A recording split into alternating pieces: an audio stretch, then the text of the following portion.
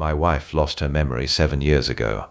We thought it was just a tragic accident, a cruel twist of fate that took the brilliant woman I loved and left behind an empty, silent shell. But yesterday, my son and I took her to a new neurologist. When my son stepped out of the room to take a business call, the doctor leaned across his desk. His face was completely pale. He looked me dead in the eye and whispered, "Keep your wife away from your son," before I could even process the words, before I could ask him what he meant. The door clicked open. My son walked back in, holding something in his hands, and in that fraction of a second my heart completely stopped. "My name is Ambrose Hallen. I am 70 years old, a retired structural engineer, and I am still trying to process the absolute nightmare my life became for four. For decades, I built bridges and commercial high-rises across the country, believing that a solid foundation could withstand absolutely any storm. I spent my entire life working myself to the bone, to provide for my family, to build a fortress of security for my wife and my only child. But I never realized that the most devastating collapse would happen right inside my own home, engineered by the very flesh and blood I spent my life protecting. Before I tell you the rest of this terrible story, please let me know where you are watching from in the comments below. It brings this old man a lot of comfort to know who is listening out there in the world and what time of day it is for you. And if you have ever had to protect someone you love from the people you thought you could trust the most, please hit the like button and subscribe to the channel so you do not miss my next stories. The air in Dr. Ellis Voigt's examination room was freezing and smelled strongly of clinical antiseptic and rubbing alcohol. I sat in a stiff plastic chair, gently holding Rosalind's fragile hand in mine. My beautiful wife was 68 years old, but the agonizing trials of the past 7 years had weathered her into someone who looked much, much older. She sat next to me in her wheelchair, staring blankly at a generic medical poster on the far wall. Her fingers were completely limp and unresponsive inside my grip. She was physically there, but her brilliant, vibrant mind had been locked away in a dark, impenetrable fog for years. Standing on the other side of her wheelchair was Emmett, my son. He was 40 years old, wearing an immaculate, custom-tailored navy blue suit. His hair was perfectly styled, and his heavy luxury watch gleamed sharply under the harsh fluorescent ceiling lights. He looked every bit the ruthless, successful hedge fund manager he had become. To anyone else in that room, he was the absolute picture of a devoted, loving son, taking precious time out of his frantic, high-stakes schedule to accompany his aging parents to yet another medical specialist. Dr. Voigt sat behind his desk, staring intently at his computer monitor. We had come in for what I thought was a routine follow-up checkup. I was desperately hoping this new, highly recommended doctor might offer some experimental therapy, or just a fresh perspective on Rosalind's rapidly declining condition. Dr. Voigt had ordered a massive, comprehensive blood panel a week prior, something far more extensive than our previous doctors had ever bothered to do. I watched the doctor carefully. The silence in the room stretched on, becoming thick and suffocating. The only sound was the rapid clicking of his computer mouse. Dr. Voigt did not speak. He just kept reading the screen, his brow furrowing deeper and deeper. With every line of data he scrolled through, I could see the muscles in his jaw clenching. Suddenly, Emmett's phone buzzed loudly in the breast pocket of his suit. He pulled it out, glanced at the glowing screen, and let out an annoyed, exasperated sigh. "Dad, it is the Holloway office," Emmett said, flashing me an apologetic, perfectly practiced smile. "I have to take this. I will be right back in 2 minutes." He patted his mother gently on the shoulder, squeezed my arm with reassuring affection, and stepped out into the hallway, pulling the heavy, wooden door firmly shut behind him. The exact moment the heavy brass latch clicked into place, the entire atmosphere in the room completely shifted. Dr. Voigt abruptly turned away from his monitor, the polite, calm, professional bedside manner he had carried since we walked in, completely vanished. The warm color had drained from his face, leaving his skin a sickly ashen shade of gray. He pushed his rolling stool back, stood up, and took 2 quick, urgent steps toward me. He did not speak at a normal volume. He leaned in so close, I could feel the nervous heat radiating from him. He looked frantically at the closed door, then down at my helpless wife, and finally directly into my eyes. "Ambrose, doctor," Void whispered, his voice trembling with a raw, desperate urgency that sent a shockwave of cold fear straight down my spine. "I need you to listen to me very carefully, and I need you to not react." I stared at him completely frozen. My mind tried to comprehend what was happening, but my voice utterly failed me. "You need to get her out of your house," the doctor continued, his whisper barely above a breath, but echoing in my ears like a blaring siren. "I am looking at her toxicology report right now. Ambrose, you need to keep your wife away from your son." I felt the air get violently sucked right out of my lungs. Keep her away from Emmett. What on earth was he talking about? My brain rejected the words instantly. Emmett was the one who paid for her expensive at-home medical care. Emmett was the one who meticulously handled all her daily medications. Emmett was the perfect, beautiful son who visited every single day. I opened my mouth to demand an explanation, to ask this doctor if he had completely lost his mind. But before a single syllable could escape my lips, the brass handle on the door turned with a sharp, heavy click. "Doctor." Vought instantly snapped backward, grabbing a random clipboard from the counter and pretending to examine it with deep medical concentration. The door swung wide open. Emmett walked back into the room. He tucked his expensive phone into his pocket, offering that same polished, flawless smile to the room. But it was not the smile that made my blood run ice cold. It was what he was holding in his other hand. It was a tall, red, stainless steel thermos. The paint was slightly chipped near the lid from years of relentless daily use. It was a completely ordinary object, something I had seen 1,000 times. Seeing it right after the doctor's terrifying warning made my stomach violently turn over. "All sorted," Emmett said smoothly, pulling his chair back and sitting down beside us. "Sorry about that, Dad. The financial markets wait for no one." He unscrewed the top of the red thermos. A faint, earthy, slightly metallic aroma drifted out and hung in the sterile air of the clinic. "Time for your herbal smoothie, Mum," Emmett said. His voice was soft, melodic, dripping with the patience of an absolute saint. He slowly lifted the thermos toward Rosalind's chapped lips. For 7 long years I had watched this exact ritual. I had watched it with a heart full of desperate gratitude for a son who cared so deeply for his broken mother. But right now, with Dr. Voigt's desperate warning screaming in my mind, every single movement Emmett made felt heavy, calculated, and deeply, terribly wrong. Rosalind did not look at him. She was still staring blankly at the wall, lost in whatever dark fog clouded her mind. But as the cold metal rim of the thermos touched her bottom lip, while nothing inside her reacted, it was not a conscious, deliberate movement. It was a raw, primal, instinctual flinch. Her frail hand suddenly twitched upwards weakly, pushing the heavy red thermos away from her face. The sudden jerky motion caused the thick, dark liquid to slosh over the edge. A few large drops splashed directly onto my bare wrist. I gritted my teeth, forcing myself not to pull away or shout. The liquid was warm, but the exact moment it soaked into my skin, it caused a strange, sharp, burning sensation. It stung deeply, like a harsh chemical irritant eating into an open wound. I looked down at my wrist, watching the dark stains seep into my pores, and my mind was violently pulled back to a rainy Tuesday afternoon 7 years ago.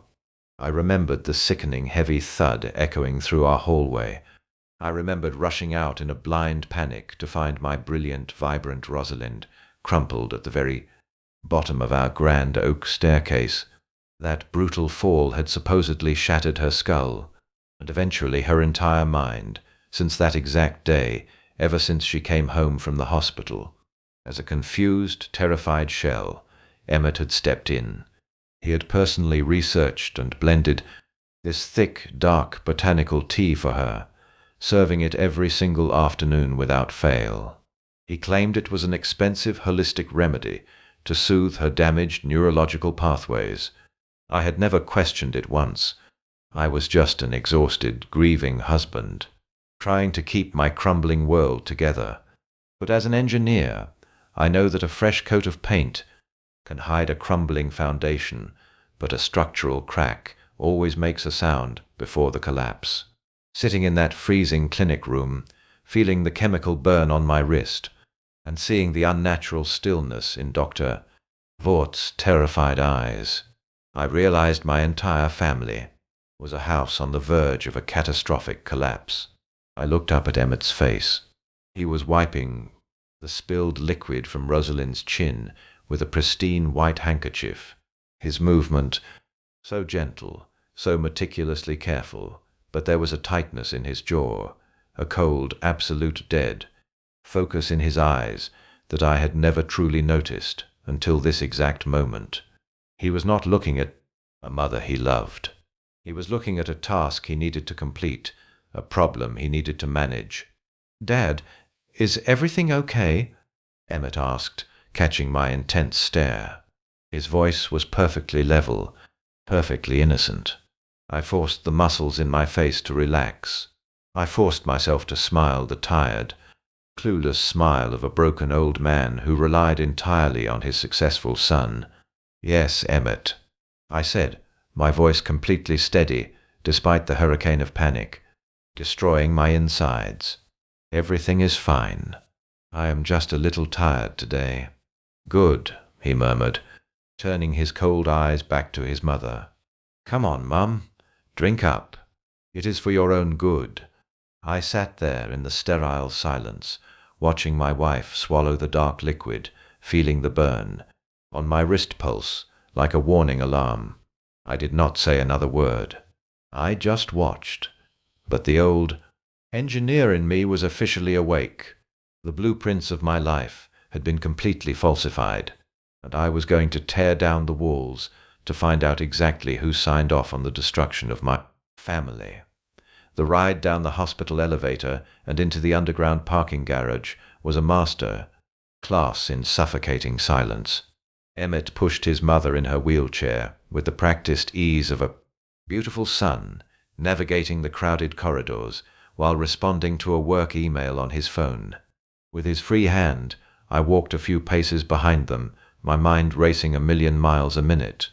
The faint burn on my wrist throbbed beneath my shirt cuff, a constant reminder of the doctor's whispered warning. "Keep your wife away from your son." The words echoed relentlessly in my head. Drowning out the ambient noise of the hospital, we reached Emmett's luxury SUV, a massive, spotless black vehicle that smelled of expensive leather and absolute control.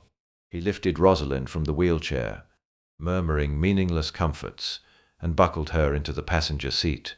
She stared straight ahead, through the windshield, utterly disconnected from the world.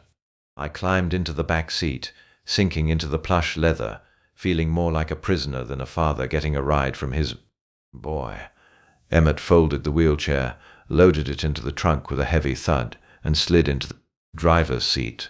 He started the engine, the motor humming to life with barely a whisper, and we pulled out into the afternoon traffic.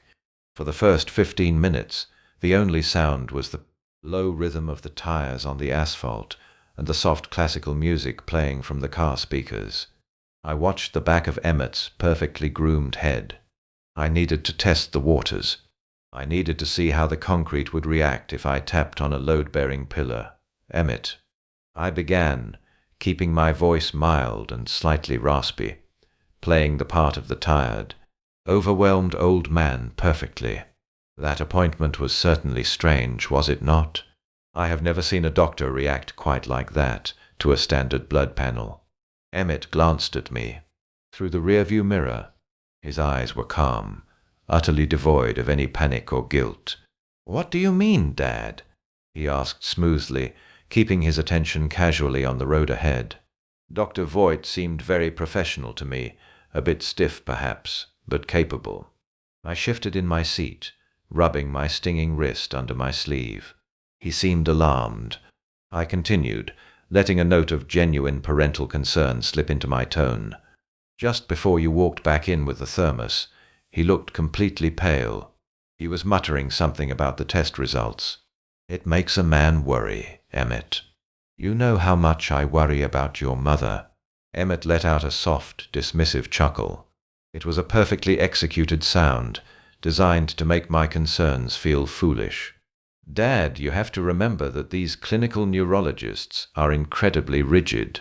They look at a chart, they see an anomaly that does not fit their textbook training, and they panic. They lack vision. I paused, letting the silence hang for a moment, before pushing a little harder. He seemed particularly interested in what Rosalind was ingesting. I said, keeping my gaze fixed on the back of his neck. That smoothie, you make her. What exactly is in that red thermos, son?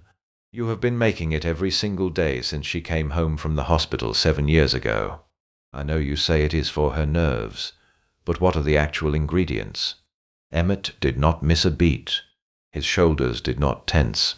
He simply reached out and tapped the digital display on the dashboard. Let us get Sabine on the line, he said, his tone entirely reasonable and accommodating. She handles importing the supplements. She can explain it better than I can. The phone rang twice through the car speakers before she answered. Sabine's voice filled the cabin, crisp, energetic, and laced with that patronizing sweetness she always used when speaking to me, Emmett darling. Is everything all right? How was the appointment with the new doctor? We are on our way back, Sabine, Emmett replied smoothly. Dad is just asking a few questions about Mum's daily botanical blend. He said, Doctor. Vought seemed a little confused by her blood work today. I heard a sharp, dramatic sigh from the speakers. It was a sigh of absolute, put upon exhaustion. Oh, Dad, Sabine said, addressing me directly. Please tell me you did not let that arrogant doctor get into your head. I warned you about these Western medicine specialists. They absolutely despise any treatment plan. They cannot heavily bill your insurance for. Sabine, I just want to understand what my wife is drinking, I said, maintaining my gentle, pleading tone.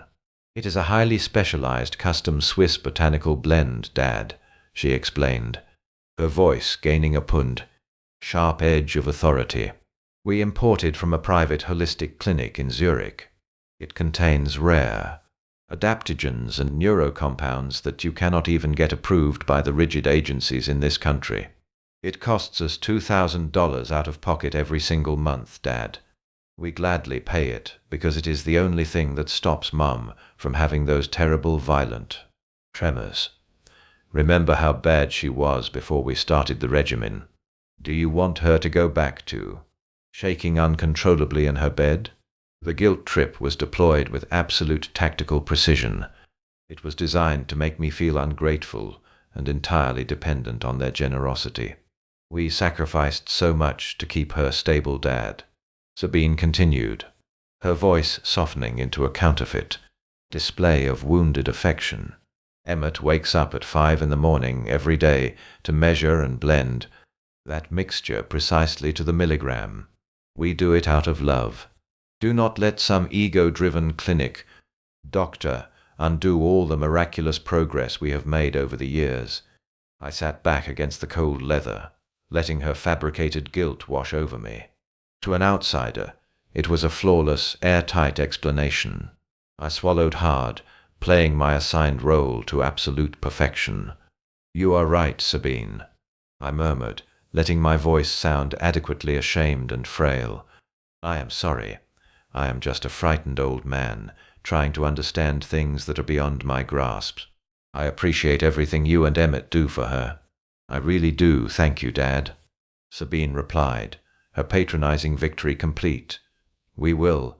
See you at home. The call disconnected, plunging the SUV back into silence. You do not need to worry, Dad, Emmett said softly. I have everything completely under control. I nodded, looking at the back of his perfect suit. But then my eyes drifted down to the steering wheel. His voice was the picture of calm, confident reassurance, but his hands told a completely different story. Emmett was gripping the thick leather of the steering wheel with such terrifying brutal force that his knuckles were bone white. His fingers were locked in a rigid, desperate death grip, and his entire forearm was trembling violently against the console. The lie was absolutely perfect, but his body was screaming in raw, undisguised panic. He knew that I was watching him, and he was terrified of what I might actually be thinking right now. The rest of the evening passed in a suffocating haze of enforced normalcy. We arrived at our sprawling suburban home, the house I had designed and built from the ground up to be my family's ultimate sanctuary. Emmett helped Rosalind out of the car, his movements as gentle and precise as a seasoned nurse. He guided her into the living room, settled her into her favorite recliner, and draped a soft woolen blanket over her frail shoulders. Sabine was waiting for us, offering a sympathetic smile and a plate of warm food that I could barely force myself to swallow. They moved around the house with total ownership, managing the caregivers, adjusting the thermostat, and speaking in hushed, respectful tones about my wife's tragic condition. To anyone looking through the front window, it was a moving portrait of generational love and devotion, but the faint, persistent stinging on my wrist was a constant, undeniable reminder of the doctor's terrified whisper, "Keep your wife away from your son." I excused myself early, claiming the emotional toll of the appointment had completely drained my energy. I retreated to the master bedroom, closing the heavy wooden door behind me, but I did not even attempt to lie down.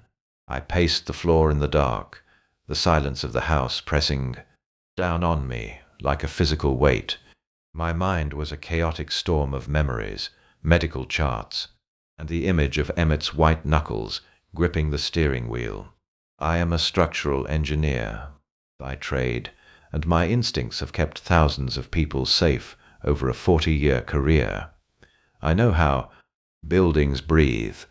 I know how they settle into the earth, and I know exactly how they fail.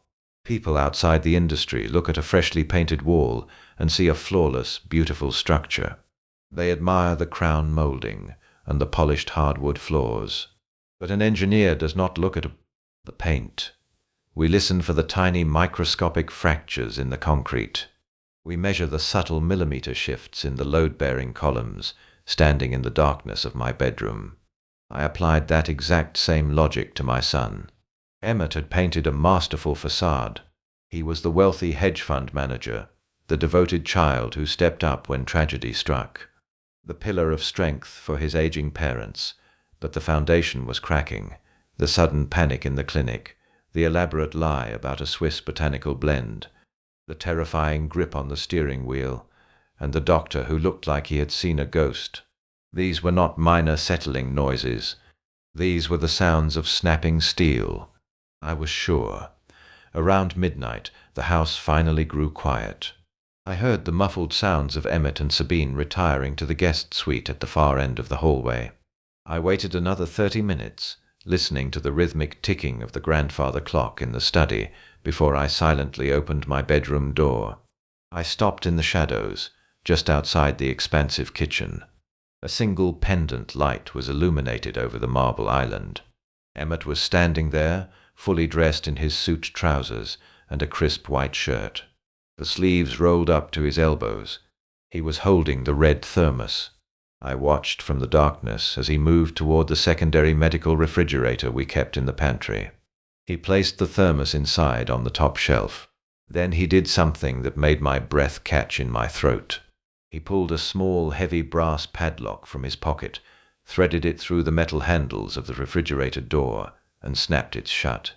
He then slipped the tiny key into his pocket and wiped his hands together, staring at the appliance for a long, calculating moment. Watching him secure that fridge with a padlock, a deep, bitter memory surfaced. Raw and painful, 7 years ago, in the chaotic, devastating aftermath of Rosalind's terrible fall down the stairs. My entire world had stopped. She was in a medically induced coma, her brain swelling, her life hanging by a fragile thread. I could not leave her side at the hospital. I was a wreck, unable to focus on anything but the rhythmic beeping of her heart monitor. At the time, I was the sole owner and chief executive of a multi-million-dollar commercial construction firm, a company I had built with my own two bare hands. Emmett, seeing my absolute despair, had stepped in to lift the burden. He brought me a temporary power of attorney document, urging me to sign it so he could manage the firm's daily operations and handle the massive financial obligations. While I stayed home to spoon-feed my broken wife, I signed it.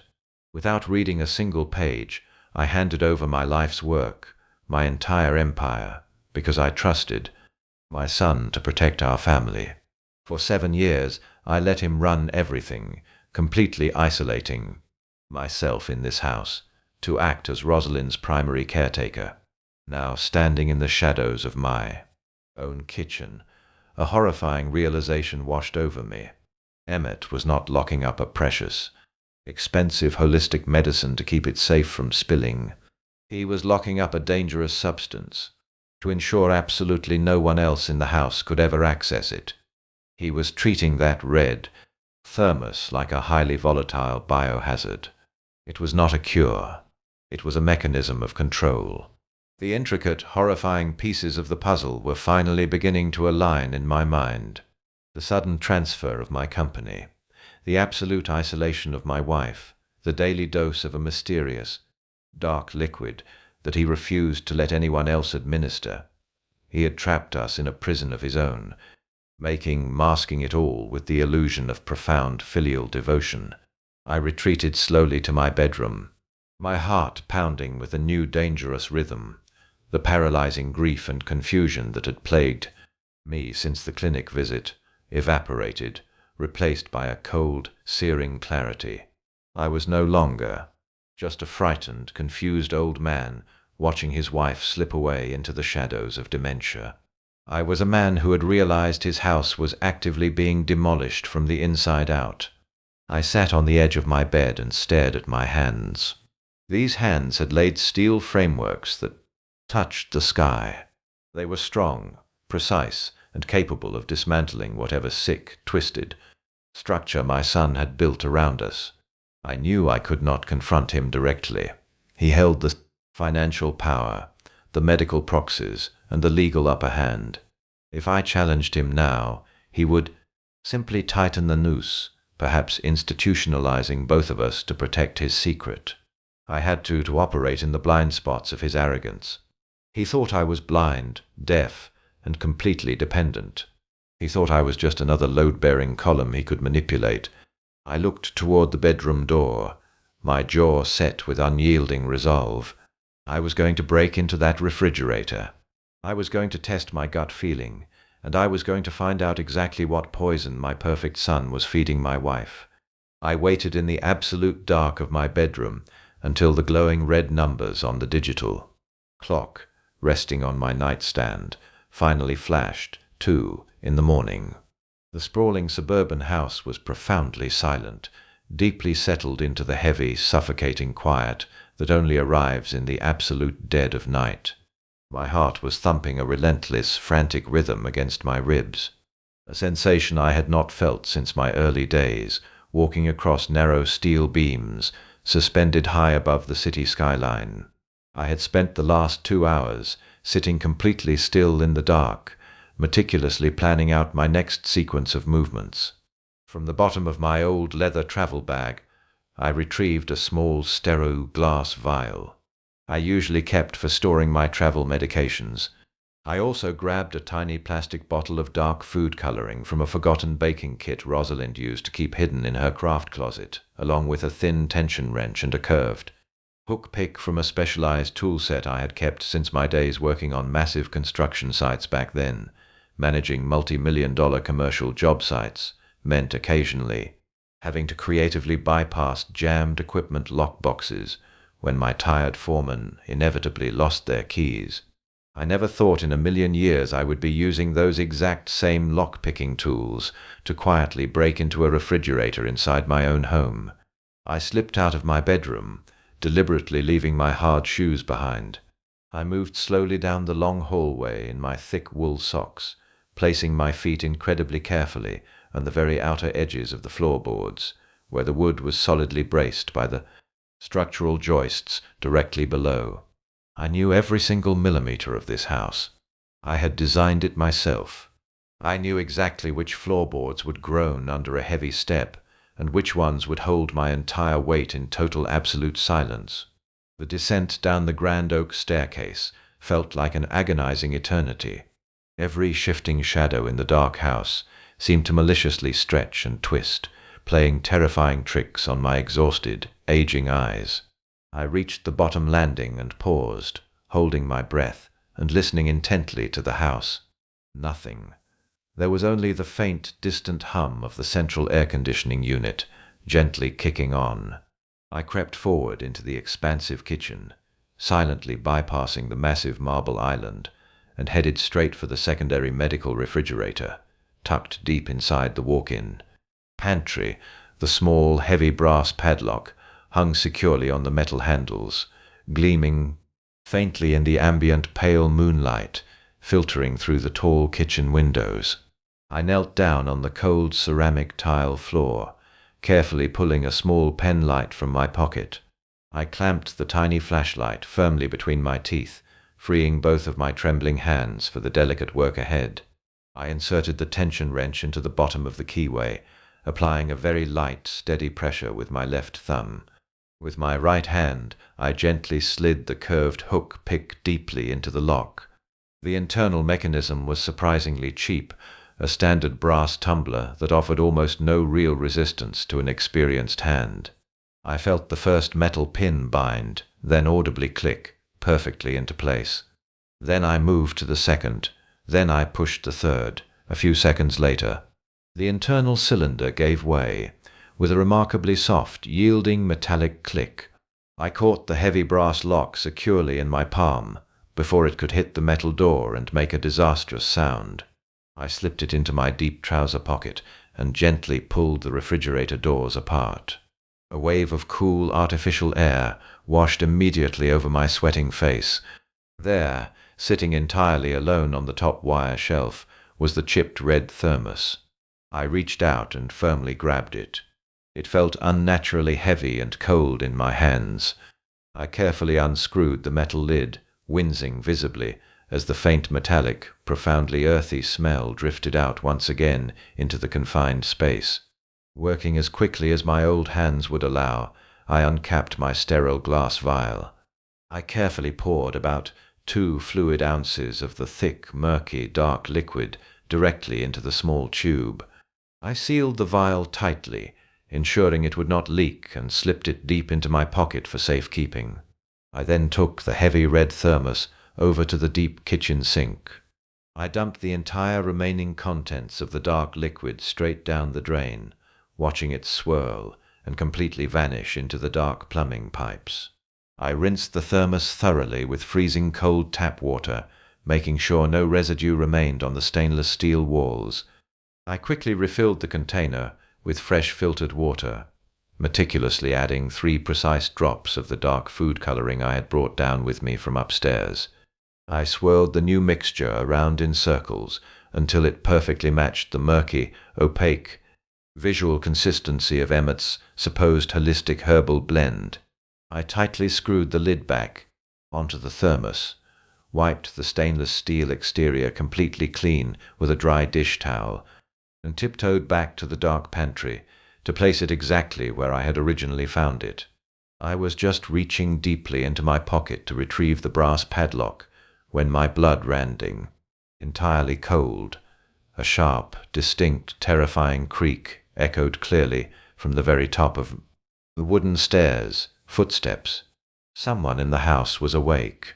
The soft padding of bare feet grew steadily louder, moving methodically down the upper hallway, and approaching the top of the stairs. Pure panic surged violently through my chest, like a sudden jolt of electricity. I had only seconds to react before I was discovered. I frantically looped the heavy brass padlock back through the metal handles of the refrigerator, pressing the shackle down hard until it clicked shut. With a terrifyingly loud metallic snap, the approaching footsteps were halfway down the stairs now. I looked frantically around the moonlit kitchen. There was absolutely no time to make it to the living room or dash down the hallway unseen. I threw myself backward, retreating deep into the dark walk-in pantry, pulling the slatted wooden door mostly shut, deliberately leaving only a tiny crack to see through. I pressed my back incredibly hard against the cool wooden shelves, hiding my body entirely behind a long row of tall cereal boxes and canned goods. I held my breath, clamping my hand forcefully over my mouth to silence my own ragged breathing. Through the narrow gap in the wooden door, I saw the overhead kitchen lights suddenly flick on, flooding the entire room and blinding, unforgiving brightness. Sabine walked directly into my narrow line of sight. She was wearing a long silk robe, her sharp, calculating features brightly illuminated by the harsh overhead lights. She walked directly toward the kitchen island, opening a wooden cabinet to grab a clear drinking glass. She moved slowly to the sink and turned on the running tap. For a horrifying, agonizing moment, she stopped completely and stared straight down at the stainless steel basin, looking at the exact spot where I had just poured out the entire contents of the thermos. I squeezed my eyes shut, praying to whatever higher power was listening that I had successfully washed away every last trace of that murky, toxic liquid. As a career engineer, I had spent my entire life relying entirely on precise calculations, undeniable facts, and guaranteed structural integrity. I never relied on simple luck. But in this terrifying, suffocating moment, blind luck was the only thing keeping my family's dark reality from violently exploding. The silence in the house felt heavily oppressive, thick with unspoken secrets and malicious intent. I could feel the cold glass of the sterile vial pressing hard against my thigh, a tiny container holding a terrifying mystery that could completely shatter my entire world. I thought about Rosalind, lying utterly helpless in the bedroom, directly above us, completely unaware of the chemical prison our own son had locked her inside. The sheer magnitude of the betrayal made me feel physically nauseous. I had to stay calm. I had to remain perfectly composed. I took a deep, shaky breath to steady my severely frayed nerves. My heart hammered against my ribs.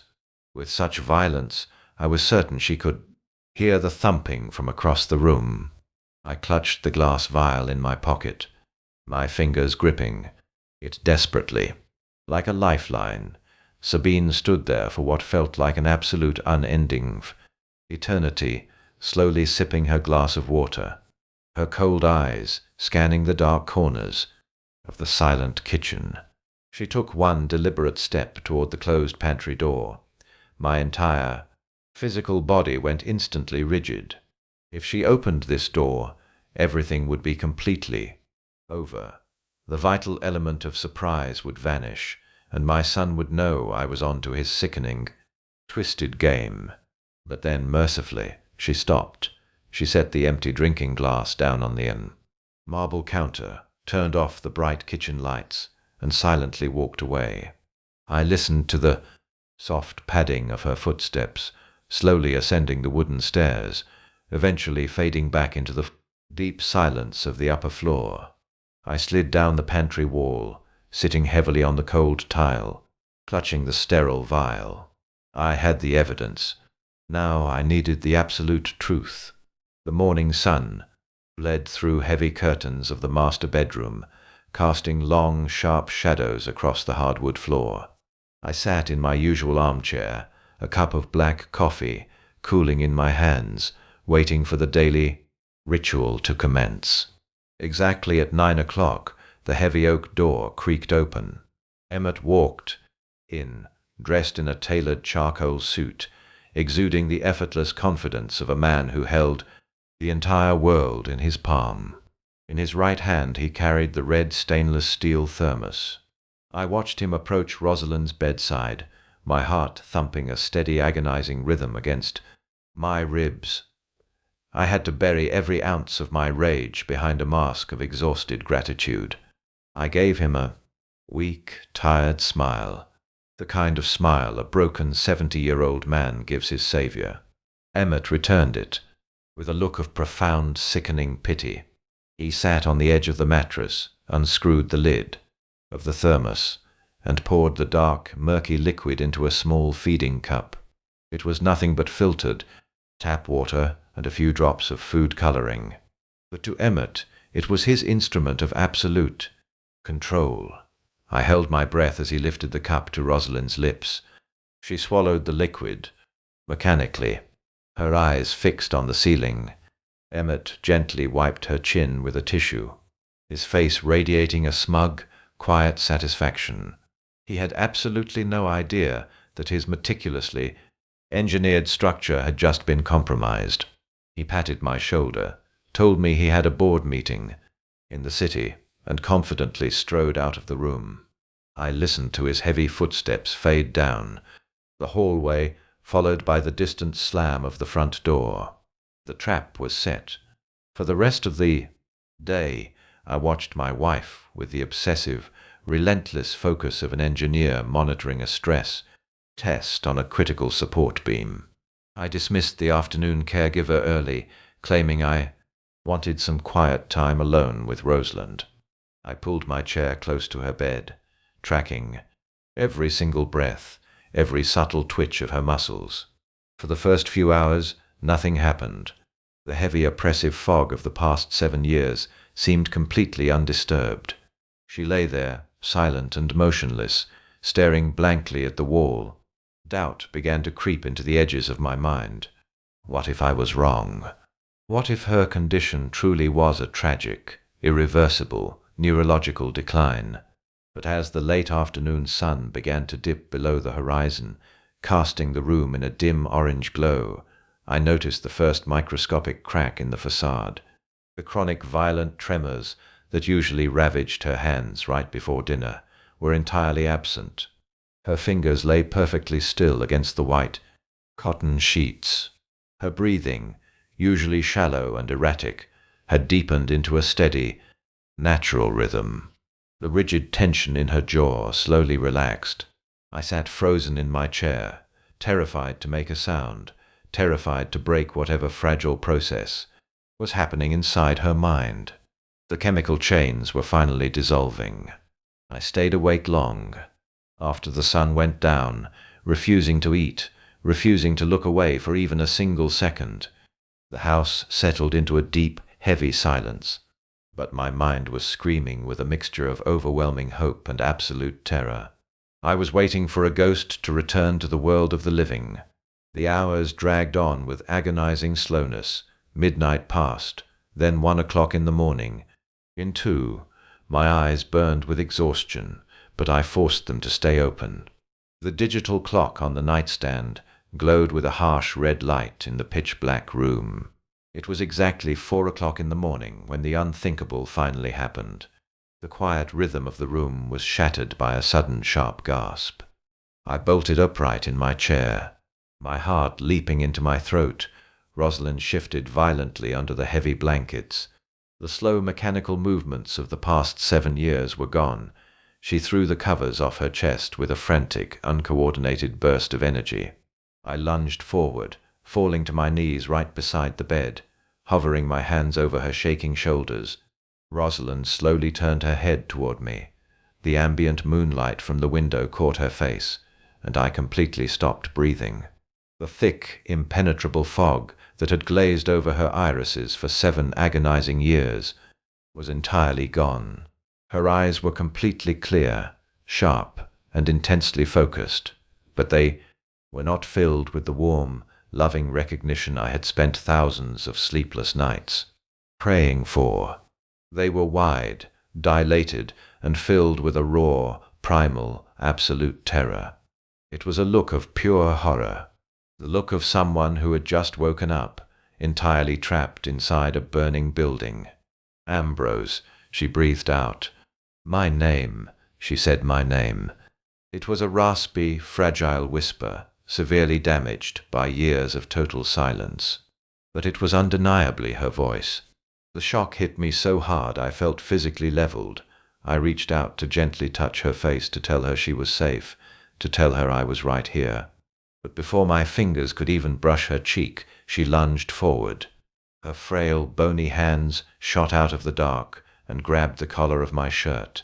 The sheer desperate strength in her grip was terrifying. She pulled me down toward her face, her chest heaving with rapid, panicked breaths. Her eyes darted wildly around the dark room, searching the shadows, as if expecting a predator to leap out from the corners. She looked back at me, her expression twisting in absolute agony. Her lips trembled violently. As she tried to force her vocal cords to work, I leaned in closer, my ear hovering inches from her mouth, completely paralyzed by the sheer gravity of the moment. She tightened her desperate grip on my shirt collar, her knuckles turning white. "Key," she gasped out. It was just one single ragged word, forced out with every last ounce of energy she possessed. Key. Before I could ask her what she meant, before I could beg her to keep speaking, a sudden violent spasm tore through her entire body. A massive crushing migraine visibly struck her. She let out a sharp, agonized cry, her hands instantly releasing my shirt to clutch desperately at the sides of her head. Her back arched sharply against the mattress, her eyes rolling upward as the overwhelming pain short-circuited her recovering brain. And then, as quickly as she had returned to me, she collapsed backward onto the pillows, slipping instantly into a deep, heavy unconsciousness. I was left kneeling on the hard wooden floor, completely alone in the freezing dark, my hands violently trembling. The room fell back into a suffocating, terrifying silence. Key, the word echoed relentlessly in my shattered mind. My wife was locked inside a chemical prison, and I had just heard the first agonizing transmission from the abyss.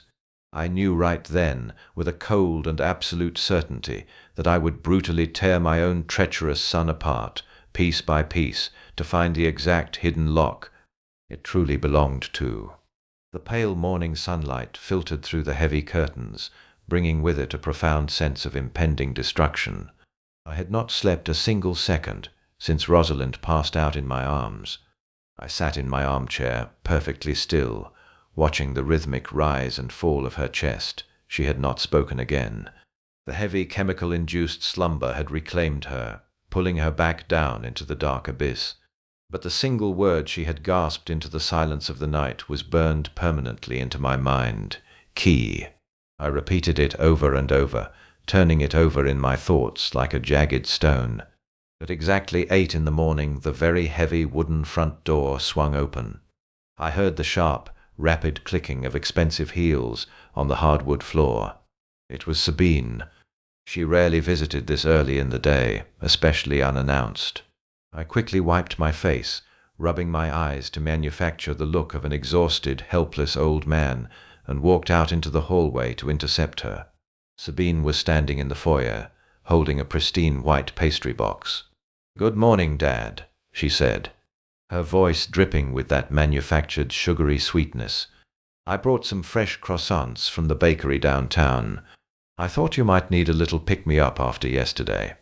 I offered a weak, trembling smile, accepting the box with a shaky hand. "You are too kind, Sabine," I murmured. "I am just so incredibly tired today." I left her in the kitchen and walked back toward the master bedroom, leaving the door open just a crack. Sabine followed me a few minutes later, holding 2 cups of hot black coffee. She stepped into the bedroom, her eyes immediately darting toward Rosalind, who was sitting propped up against the pillows. Rosalind was still, but the absolute deathly rigidity was gone. Her hands were resting softly on her lap, and her chest moved with a natural, steady rhythm. Sabine walked over to the bed, setting the coffee down on the nightstand. "Good morning, Mum," she sang out, bending down slightly. Rosalind did not speak, but her head turned. It was a slow, deliberate movement. Her eyes locked directly onto Sabine. The vacant, empty stare was completely absent. Instead, a flicker of pure, unadulterated awareness flashed across the face of my wife. Her brow furrowed, and a tiny, almost imperceptible sound escaped her throat. It was not a word, just a soft vocalization of recognition and fear. The reaction was instantaneous. Sabine recoiled as if she had just been physically struck. The polished, beautiful daughter-in-law routine completely shattered in a fraction of a second. The color drained from her face, leaving her skin a sickening shade of gray. She stared at Rosalind, her breath catching audibly in her throat. "Dad," Sabine stammered, her voice completely stripped of its usual melodic tone. "Has she been like this all morning? Has she moved at all?" I played my part flawlessly. I slowly shuffled forward, looking confused and deeply concerned. "Like what, Sabine?" I asked, my voice wavering. "She seems a little more peaceful today, do you not think?" The new doctor was right to adjust our expectations. Sabine did not answer me. She practically sprinted out of the bedroom, the sharp clacking of her heels echoing wildly down the hallway. I followed her silently, staying in the shadows of the corridor. I watched her practically tear into the kitchen and head straight for the walk-in pantry. She stared at the locked secondary refrigerator, gripping the handle and pulling it hard to ensure the heavy brass padlock was still securely in place. She then yanked her phone from her shillings. Designer handbag. Her thumbs flew across the illuminated screen with frantic, desperate speed. Her entire body was vibrating with raw panic. She rapidly paced back and forth in front of the massive marble island, biting her thumbnail, waiting for a response. The trap had finally been sprung, and the rats were just beginning to scramble. Within 3 short hours, the heavy front door burst open again. Emmett marched into the house, his face a mask of absolute calculated rage, disguised as extreme medical concern. He had abandoned his usual pristine business suit for dark slacks and a wrinkled dress shirt. He looked completely unhinged. Sabine was right behind him, wringing her hands together in a theatrical display of profound anxiety. Emmett stormed directly into the living room, carrying a thick, heavy manila folder tucked tightly under his arm. "Dad, sit down," he commanded, his voice completely devoid of its usual patronizing warmth. It was the sharp, commanding tone of an executive giving a non-negotiable order. I sat slowly on the edge of the sofa, letting my hands tremble violently in my lap. "What is wrong, Emmett?" I asked, forcing my voice to crack with manufactured fear. "Why are you both so upset? Is it your mother?" Emmett tossed the thick folder onto the glass coffee table with a loud, aggressive slap. He kneeled in front of me, placing his hands firmly on my knees. "Dad, you need to listen to me very carefully," he began. His eyes locked onto mine with a terrifying, predatory intensity. "Sabine called me this morning. She told me Mum was displaying unusual motor function and increased lucidity. I know you think this is a good thing, Dad. I know you want your wife back, but you do not understand what is actually happening." He paused, letting out a heavy, dramatic sigh. "I spoke to Dr. Voigt and our specialists in Zurich immediately. This is not a recovery, Dad. It is a dangerous terminal neurological spike. Her damaged neural pathways are misfiring violently. The sudden lucidity is a symptom of a massive, impending, catastrophic seizure. The holistic blend is no longer enough to suppress it. We have to move her tonight." I stared at him, letting my mouth hang slightly open in feigned, absolute horror. "Move her where?" I whispered, clutching the fabric of my trousers. "We have secured a bed in a highly specialized closed-ward psychiatric facility upstate," Emmett said rapidly, not missing a single beat. "They have the restraints and the chemical suppressants required to keep her from completely destroying her own brain. An ambulance is coming for her at 8 tonight. It is the only way to save her dad. You have to trust me." He pushed the heavy manila folder toward me across the glass table. "I just need you to sign these transfer authorizations," he demanded, tapping a silver pen against the documents. "It gives me the medical proxy to facilitate the move and authorize the heavy sedatives they will need to use during transport. Just sign the back page." Dead. "We do not have time to waste." I ignored his tone and slowly opened the folder. The first 3 pages were just standard medical transfer forms. But as I turned to page 4, my blood ran cold. Hidden entirely inside an emergency proxy paragraph was a clause for the permanent transfer of asset management. They were trying to take my wife away, and they were trying to steal my entire remaining wealth. I stared at the thick black ink on page 4 of the legal document, permanent transfer of asset management. The words blurred together as the horrifying scope of my son's plan finally crystallized in my mind. They were not just sending my wife to a high-security psychiatric ward to hide the fact that she was recovering. They were orchestrating a hostile takeover of my entire remaining wealth. Emmett was using a fabricated medical emergency to force me into signing away my financial independence, my house, and my ultimate ability to fight back. If I challenged him right now, if I threw these papers in his face and accused him of poisoning his own mother, I would lose absolutely everything. He had the medical proxy, the clinic documentation, and the sheer physical strength to overpower me. I was a 70-year-old man, standing alone in a living room against a ruthless corporate predator and his equally vicious wife. I needed time. I needed a window to spring the trap I had set, with the glass vial sitting deep in my pocket. I took a slow breath, letting the air rattle in my lungs. I let the heavy manila folders slip from my trembling fingers. It hit the glass coffee table with a pathetic, defeated slap. I slumped forward, burying my face in my wrinkled hands. I forced my shoulders to shake, pulling up every ounce of genuine grief and terror I felt for Rosalind to manufacture tears. When I looked back up at my son, my eyes were completely red and overflowing with moisture. I allowed a long, pathetic sob to break through my lips.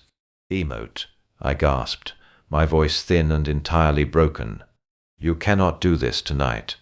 You cannot take her away from me in the dark, like some common criminal. She is my wife. She has been my entire world for over 40 years. Emmett crossed his arms tightly over his chest, his face hardening into a mask of pure impatience. He glanced at Sabine, who rolled her eyes, letting out a sharp, irritated sigh.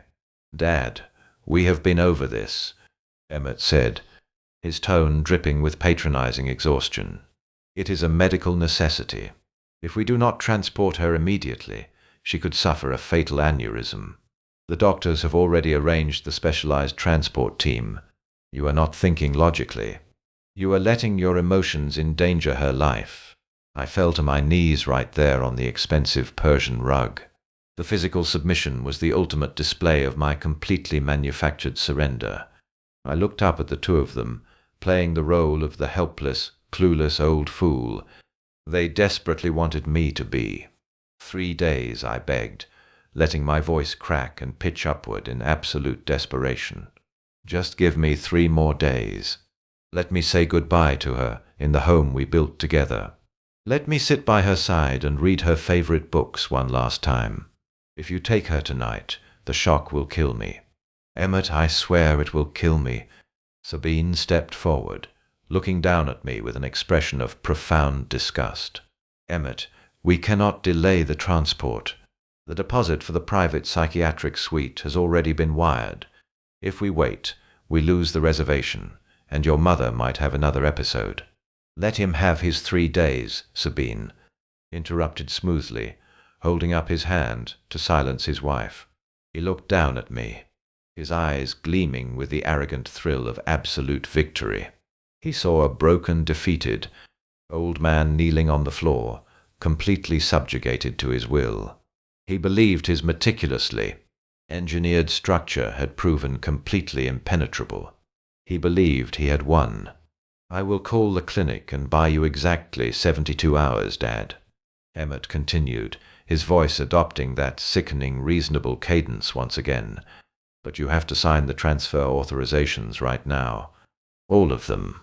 I need the legal power to keep the psychiatric ward holding her bed, and I need the asset management proxy finalized so I can release the funds to pay for her extensive incoming treatments. You sign the papers tonight and you get your 3 days to say a long, proper goodbye. After that, the ambulance comes, and you do not interfere. Do we have a deal?" I nodded rapidly, wiping my wet face with the back of my trembling hand. "Yes," I whispered. "Yes, whatever you need, Emmett. Just please let me keep her here until Friday." Emmett snatched the manila folder off the coffee table and shoved it directly into my chest, clicking his expensive silver pen and pressing it into my palm. I took the heavy pen, letting my fingers fumble clumsily with the slick metal casing. I opened the folder to the first page, staring at the little yellow sticky notes Sabine had meticulously placed next to every required signature line. I took a deep, shaky breath and pressed the pen to the paper. During my 4 decades running a massive commercial construction firm, I had handled thousands of highly sensitive multi-million-dollar contracts in the vicious, cutthroat world of commercial real estate. Fraudulent documents and hostile takeovers were a constant looming threat. To protect myself, my corporate attorneys and I had legally registered a very specific, highly classified security measure. My legally binding official signature required my middle initial, the letter M, written with a very distinct, unbroken loop connecting it to my last name. Any document I ever signed without that specific middle initial was immediately legally void, classified by my legal team as an invalid variant, used strictly for draft reviews and non-binding preliminary negotiations. Emmett knew absolutely nothing about this corporate safeguard. He had only taken over my company after I stepped away, and he had never bothered to learn the intricate, granular details of my personal legal defenses. I moved the pen across the thick paper, deliberately leaving out my middle initial entirely. I signed my first and last name with a jagged, trembling script, making it look exactly like the desperate handwriting of a terrified old man. I flipped through the pages, signing the medical proxy. I turned to page 4, staring directly at the permanent asset transfer clause, and signed that invalid variant once again. I repeated the deliberate mistake on every single line, handing the folder back to my son with a look of pathetic defeat. Emmett snatched the documents quickly, flipping through the pages to verify the ink was in the right places. A chilling smile spread across his perfectly groomed face. "Thank you, Dad," he said smoothly. "You are making the right choice. We will see you on Friday morning with the transport team. Do not do anything foolish." I watched from the floor as Emmett and Sabine strutted out of the living room. The heavy front door slammed shut behind them, sealing the house in silence. I stayed on my knees, listening to the distant sound of their vehicle pulling out of the driveway. Once the faint engine hum vanished completely into the night, the trembling in my hands stopped. The tears dried on my face. I stood up smoothly, rolling my shoulders back. The helpless old man vanished, replaced by the calculating engineer. They had given me 3 days. It was all the time I needed to completely and utterly destroy them. The heavy front door clicked shut. Emmett and Sabine were gone. I pushed myself up from the rug. I had precisely 72 hours before that transport team arrived for Rosalind. I retreated to the master bedroom where my wife slept deeply, her breathing steady and natural for the first time in 7 years. The sterile glass vial was still burning a hole in my pocket, heavy with the toxic secret that had stolen her mind. The next morning broke with a dull grey light. I knew Emmett too well to think he would leave us unmonitored. I had built this house, mapping out every sightline and security angle. But Emmett had updated the exterior cameras when he took over my construction empire. I had to assume that eyes were watching my every move. I spent the early hours playing my assigned role to absolute perfection. I shuffled around the kitchen in my worn slippers, my shoulders slumped in defeat, pouring a cup of black coffee with deliberately trembling hands. I sat at the island, staring blankly at the marble countertop, looking every bit the shattered, grieving husband preparing for his ultimate loss. Around 9 in the morning, I began the mundane chore that would serve as my cover. I gathered the kitchen trash methodically, tying off the heavy plastic bags. I slipped my hand deep into my pocket, my fingers wrapping tightly around the cold glass of the sterile vial. I carefully transferred it to the inner breast pocket of my thick wool cardigan, zipping it securely shut. I took the heavy trash bags and slowly shuffled toward the back door. The morning air was biting in crisp, carrying the faint scent of impending rain. I walked down the paved driveway, my head bowed low, moving with the sluggish, labored gait of a broken man. I could feel the cold, unblinking lens of the security camera, mounted above the garage, tracking my progress. I kept my face hidden, letting the collar of my cardigan shield my expression, our property backed up against a narrow, overgrown alleyway that serviced the rear entrances of the neighborhood estates.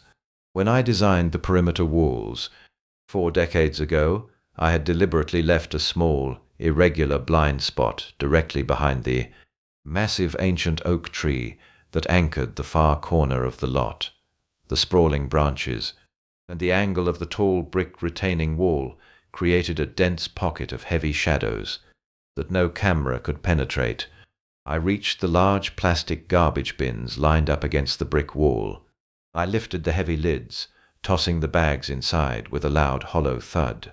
I paused, taking a slow, deep breath, and took 3 quick, deliberate steps backward into the dense shadows behind the fund. Ancient oak tree. The alleyway was dead quiet, choked with wild ivy and forgotten debris. From the deepest part of the shadows, a figure detached itself from the brick wall. He stepped forward silently, chewing on the end of an unlit cigar. Barnaby Quill was 72 years old, but he still carried the broad, intimidating frame of the ruthless private investigator. He had been for over 40 years. We called him Quill. We had grown up together in the same grit-filled neighborhoods, fighting the same battles. When I was building commercial high-rises, Quill was the man I called to quietly run background checks on shady subcontractors and corrupt city inspectors. He was my oldest, most trusted friend in the world, a man forged in absolute loyalty and unwavering grit. "You look like pure hell, Ambrose," Quill rasped, his voice sounding like coarse sandpaper grinding against gravel. He did not step out into the light, keeping his broad shoulders firmly planted in the concealing darkness. He wore a faded trench coat and a dark newsboy cap, pulled low over his sharp, observant eyes. "I feel like it, Quill," I whispered back, my voice tight with a mixture of immense relief and lingering terror. "Thank you for coming on such short notice. I know I did not give you much to go on when I called from the burner phone this morning." "You said it was life or death," Quill grunted, shifting the unlit cigar to the other side of his mouth. "In 40 years, you have never used those exact words with me. So what kind of mess are we looking at? Your boy Emmett finally crossed a line he cannot buy his way back from." I reached into the inner pocket of my thick wool cardigan. My fingers trembled slightly as I pulled out the sterile glass vial. The dark, murky liquid sloshed heavily against the curved glass walls. I held it out into the shadows. Quill reached forward, his large, callous hand wrapping securely around the small vial. He held it up slightly, squinting at the dark fluid. "Emmett has been feeding this to Rosalind every single day for the past 7 years," I explained, forcing my voice to remain steady, despite the absolute hurricane of rage churning in my gut. He told me it was a highly expensive, imported Swiss botanical blend to treat her neurological tremors.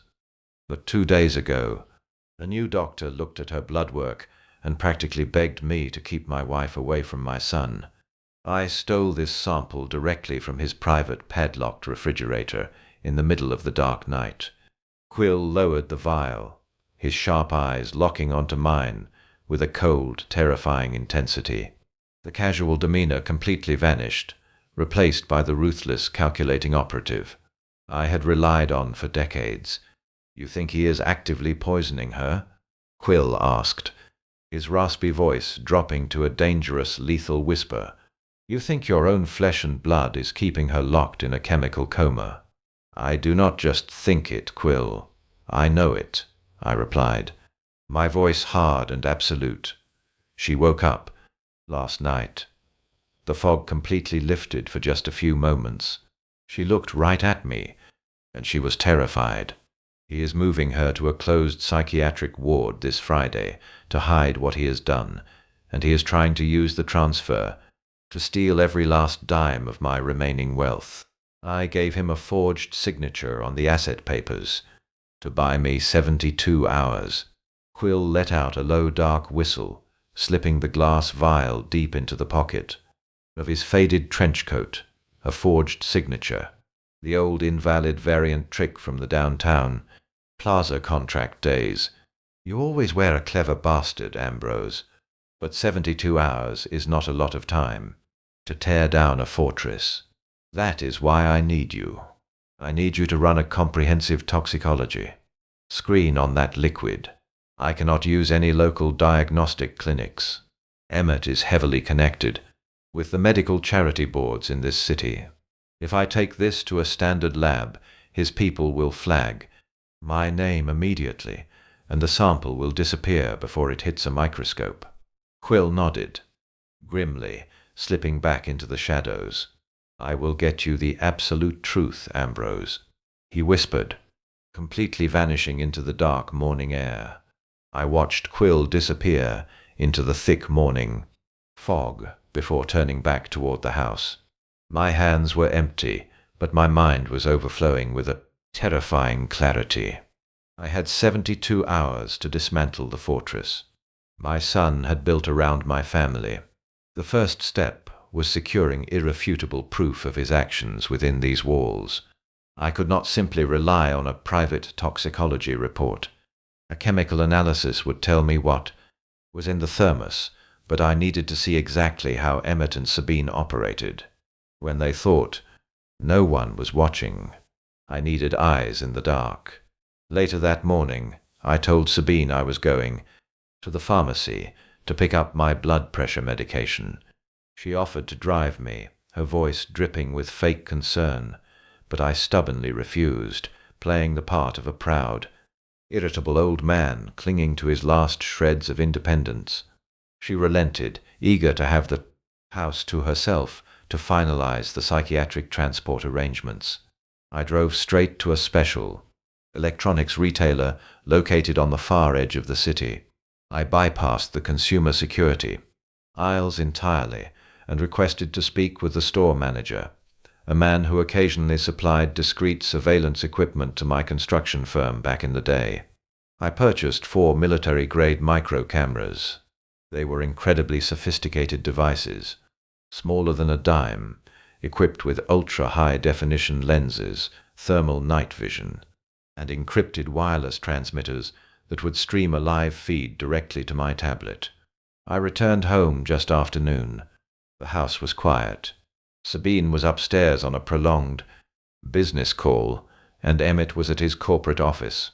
I knew I only had a brief, fragile window of opportunity.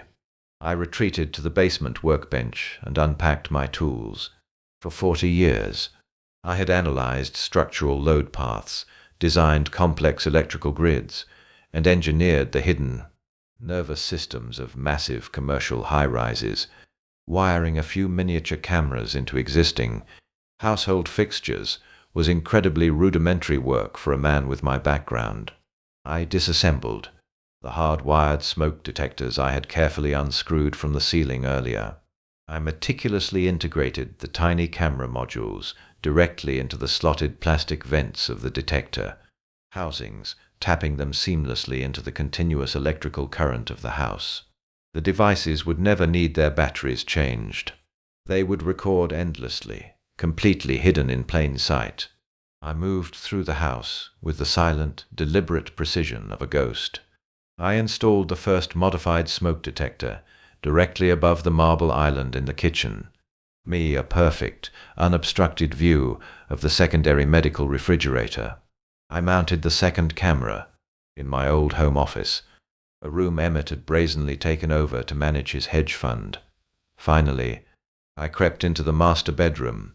Rosalind was resting quietly.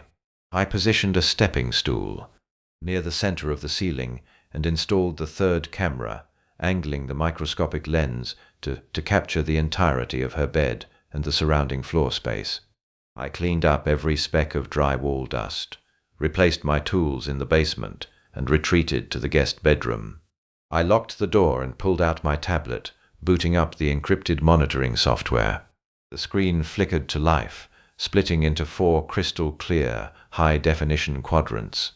The audio feeds were incredibly sensitive. I spent the remainder of the afternoon and evening sitting in my chair, staring intently at the glowing screen. I watched Sabine pace the kitchen while talking on her phone, complaining bitterly about the logistical annoyances of transferring Rosalind to the closed ward. I watched Emmett return from the city, his posture rigid and arrogant, as he moved through my house, pouring himself a glass of expensive scotch in my office. They were completely unaware of the invisible net I had just cast over them. Night fell, plunging the large suburban house into darkness. The micro-cameras automatically shifted into thermal night vision mode, rendering the rooms in sharp, glowing shades of green and white. I sat in the pitch black of my room, the bright screen of the tablet illuminating my tired face. The house grew still as midnight passed. After hour came and went. I refused to close my eyes, fueled by a potent mixture of adrenaline and pure, unadulterated rage. I was waiting for the inevitable moment. They would let their flawless masks slip. At exactly 2 in the morning, movement flashed in the upper left quadrant of the screen. The hallway camera captured 2 glowing thermal figures moving silently toward the master bedroom. It was Emmett and Sabine. My heart hammered against my ribs as I quickly tapped the screen, maximizing the feed from her room. The heavy wooden door creaked open, and they stepped inside. The room was bathed in the eerie greenish hue of the night vision lens. Rosalind lay completely motionless on the bed. Emmett stood near the foot of the mattress, his hands planted firmly on his hips, staring down at his mother with an expression void of any human empathy. Sabine moved closer to the nightstand, checking the array of medical monitors and pill bottles. The highly sensitive microphone picked up the faint rustle of their clothing. Then Sabine spoke. Her voice was a harsh, venomous hiss, completely stripped of the sweet, accommodating tone she used in the daylight. "The old man is getting suspicious," Sabine whispered, violently, glaring across the bed at her husband. "He was asking too many questions in the car yesterday, and that display he put on in the living room today, begging for 3 more days. He is trying to buy time. I know it. He is a pathetic fool, but he is not entirely stupid." Emmett scoffed quietly, running a hand through his perfectly styled hair. "Let him be suspicious. Sabine, he signed the asset transfer authorizations. We have the legal proxies. In 72 hours she will be locked, securely in the psychiatric facility, completely inaccessible, and his entire estate will be permanently under our control. It does not matter what he suspects. He has absolutely no power left." Sabine leaned closer to Rosalind, her face hovering inches above my helpless wife. I watched the screen in absolute horror. As Sabine reached into the deep pocket of her silk robe, she pulled out a Small, unlabeled plastic bottle filled with pills. We cannot take any risks right now, Sabine hissed, her voice trembling with a dark, malicious urgency. Did you see her eyes this morning? The blend is losing efficacy. Triple her dose tonight. She cannot be allowed to remember the original will. I felt the blood freeze in my veins. My hands tightened around the tablet, my knuckles turning stark white. The original will. My mind violently reeled back to 7 years ago, before her devastating fall. Rosalind and I had visited our estate attorneys to draft a highly specific ironclad joint will. We had structured it so that if either of us passed away or became medically incapacitated, the entirety of our wealth would bypass Emmett entirely and be completely protected from his reckless greed by establishing unbreakable trusts. My mind violently reeled back to 7 years ago. Before her devastating fall, Rosalind and I drafted an ironclad joint will. If either of us passed away or became incapacitated, our entire wealth would bypass Emmett, entirely protected from his greed by unbreakable trusts. We knew he lacked the discipline to manage my empire. Rosalind was the primary executive. If she regained her cognitive function, if she remembered the legal safeguards she orchestrated, Emmett would lose absolute control over my multi-million-dollar company. He would lose his hedge fund capital and his fabricated kingdom. The supposed tragic accident suddenly took on a sinister, murderous light. Did she simply fall, or was she deliberately pushed? I watched the screen in silent horror as Emmett nodded slowly, taking the plastic bottle of pills from his wife. He crushed 3 pale tablets on the nightstand, using a water glass, sweeping the fine white powder into Rosalind's feeding cup before adding tap water. He forced the liquid past her lips, gently massaging her throat, to ensure she swallowed every drop. They lingered for a few more minutes, whispering reassurances to one another about the upcoming psychiatric transport, completely ignorant that I had documented every second of their treacherous crime. Once they turned off the lights and exited the room, leaving my wife to sink back into an unnatural stupor, I collapsed back against my chair. I sat in the pitch black of the guest bedroom, my blood running as cold as glacial ice. The absolute magnitude of their deception was staggering, but I still needed the chemical evidence to complete the puzzle. I needed to know exactly what weapon they had been using to steal my wife's mind. The agonizing wait stretched through the silent hours of the morning. At exactly 6:15, the prepaid burner phone, hidden inside my travel bag, began to vibrate against the hardwood floor. There was a harsh buzzing that shattered the quiet of the room. I snatched the device, pressing it tightly to my ear. I did not say a word. I just waited for the gravelly voice on the other end of the line. Ambrose, Quill rasped, his voice sounding older, heavier, and far more grim than it had 24 hours prior. I got the lab results back from my private contact. You need to sit down for this, my friend. I am already sitting, Quill, I replied, my voice a hollow whisper. Tell me exactly what is in that thermos. Give me the unvarnished truth.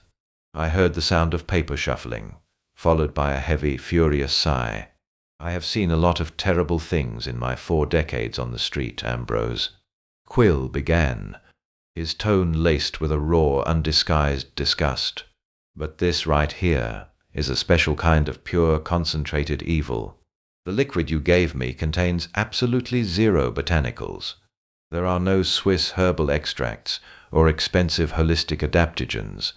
It is nothing but tap water, dark food coloring, and a lethal, heavily concentrated chemical cocktail. I tightened my grip on the phone until the plastic casing cracked under the pressure of my fingers. What kind of cocktail, Quill? I demanded, my chest tightening with unbearable dread. It is a massive, highly illegal dose of haloperidol, Quill read from the official lab report, pronouncing the clinical name with cold precision. It is a severe first-generation antipsychotic medication, usually reserved for treating the most extreme cases of violent schizophrenia, in locked psychiatric wards. But that is not even the worst part, Ambrose. The haloperidol has been deliberately cut, with trace amounts of heavy metals, lead and mercury derivatives. It is a slow, methodical poison taken daily. This specific combination completely suppresses the central nervous system. It radically halts synaptic transmissions, causes severe chronic motor tremors, and essentially places the higher cognitive functions of the human brain into a deep, inescapable chemical coma. I stopped breathing. The air in the room suddenly felt incredibly thin. My brilliant, vibrant Rosalind, the woman who could effortlessly calculate complex structural load capacities in her head, the woman who painted beautiful watercolor landscapes on the weekends. She did not have rapid onset dementia. She had not suffered irreversible neurological damage from a tragic tumble down our oak staircase. She had been chemically lobotomized. Emmett was not treating her tragic illness. He was actively causing it. He had been keeping his own mother trapped in a chemically induced vegetative state for 7 agonizing years, just to simulate the devastating symptoms of late-stage Alzheimer's disease. He needed her legally incapacitated to maintain absolute control over my construction empire, and he needed me entirely consumed with grief and caretaking, so I would never look closely at the company ledgers. The horrifying reality of the last 7 years crashed down upon me like a collapsing steel skyscraper. Every day, Emmett had walked into this house wearing a tailored suit and a perfect, dutiful smile. He had patted my shoulder, offered false words of comfort, and watched me cry. Then he had walked into her bedroom and administered the poison that was stealing her away from me. He had done it all for absolute control. "Thank you, Quill," I whispered into the phone. "Send the encrypted digital file to the secure server address I provided. Keep a hard copy locked in your safe. I will guard it with my life." "Ambrose," Quill replied, his voice firm and resolute. "Give the bastard exactly what he deserves." The call disconnected with a sharp click. I placed the phone gently on the nightstand. I stood up, walked to the window, and stared out at the sprawling lawns of my estate. The sun was just beginning to rise, casting a bright, deceivingly cheerful light over the neighborhood. I felt a sudden, violent pressure building deep inside my chest. The walls of the room seemed to tilt and blur. I sank to my knees on the thick carpet, leaning my forehead against the cold glass of the window pane, and then the dam completely broke. I broke down in silent, agonizing tears. My shoulders shook violently as massive silent sobs tore through my fragile, aging frame. I wept for the 7 years of life my wife had been brutally robbed of. I wept for the thousands of hours she had spent locked inside her own mind, screaming in the dark, while her own flesh and blood forced poison down her throat. I wept for the utter devastating failure of my own fatherhood, for raising a monster so devoid of empathy that he could torture the woman who gave him life. But as the tears flowed down my weathered cheeks, the searing core of my structural engineer's logic began to harden into something entirely new. The grief was necessary. It was the final purge of the naive, trusting father I used to be. By the time I finally stood back up from the floor, my eyes were completely dry. The tears were gone, replaced by a cold, absolute, merciless determination. I knew exactly how to trigger a controlled demolition, and I was going to bring his entire stolen empire crashing down directly on his head. The morning sun had barely crested the horizon, casting long, pale shadows across the manicured lawns of my estate. I remained by the window for a few more minutes, letting the cold reality of my new existence settle deep into my bones. My wife had been systematically poisoned under my own roof by the son we had raised. I walked out of the guest bedroom and stepped into the long hallway. I stopped at the top of the grand oak staircase. I stood perfectly still, staring down at the polished wooden steps. 7 years ago, I had found Rosalind lying at the bottom of this very flight of stairs, in a twisted, broken heap, Emmett had been the one to call the ambulance. He had told the paramedics that she must have tripped on the loose edge of the Persian runner rug. I had blamed myself for years, agonizing over my failure to secure a simple piece of fabric. I had let the guilt eat me alive. Now I looked at those steps with a completely different perspective. Narrative was shifting, mutating, into something far more sinister. Before I could process the rising tide of dark thoughts, the burner phone in my pocket vibrated again. I pulled it out, expecting Quill to be calling back with more toxicological details. Instead, the screen displayed an unknown encrypted number. I pressed the phone to my ear, remaining completely silent. Mr. Hallen, a quiet, tense voice, spoke through the line. It was Dr. Voigt. He was the brilliant young neurologist who had reviewed Rosalind's blood work 2 days ago and urged me to investigate her sudden decline. "I am calling you from a secure, untraceable line," he continued, his tone thick with anxiety and suppressed panic. "Are you somewhere completely private?" "Yes, Dr. Voigt," I replied, stepping back into the guest bedroom and locking the heavy door behind me. "I am alone. What have you found?" I heard the rustle of heavy paper through the receiver. "After you left my office, I could not stop thinking about your wife," Dr. Voigt explained, his voice dropping to a harsh whisper. The heavy metal toxicity in her initial screening made absolutely no medical sense for a standard neurodegenerative disease. It kept me awake. I knew her primary physician was a close personal friend of your son, and I knew that meant the current medical records were likely compromised. So last night, I bypassed the current digital files entirely. I used my administrative clearance to physically access the deep storage hospital archives. I went all the way back to the very beginning.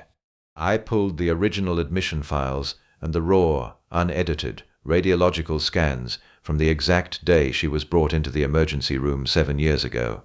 I held my breath, gripping the edge of the wooden desk. "What did the original scans show?" I asked, my voice barely a steady murmur. Dr. Voigt exhaled a long, shaky breath.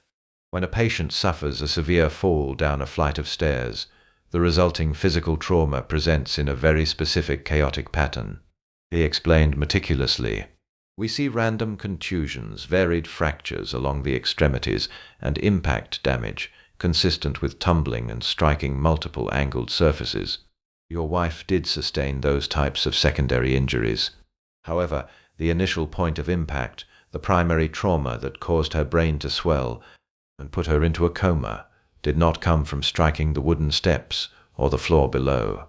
I isolated the high-resolution cranial X-rays, taken within the first hour of her admission. There is a distinct localized fracture at the upper base of her skull. It is a concentrated point of blunt force trauma."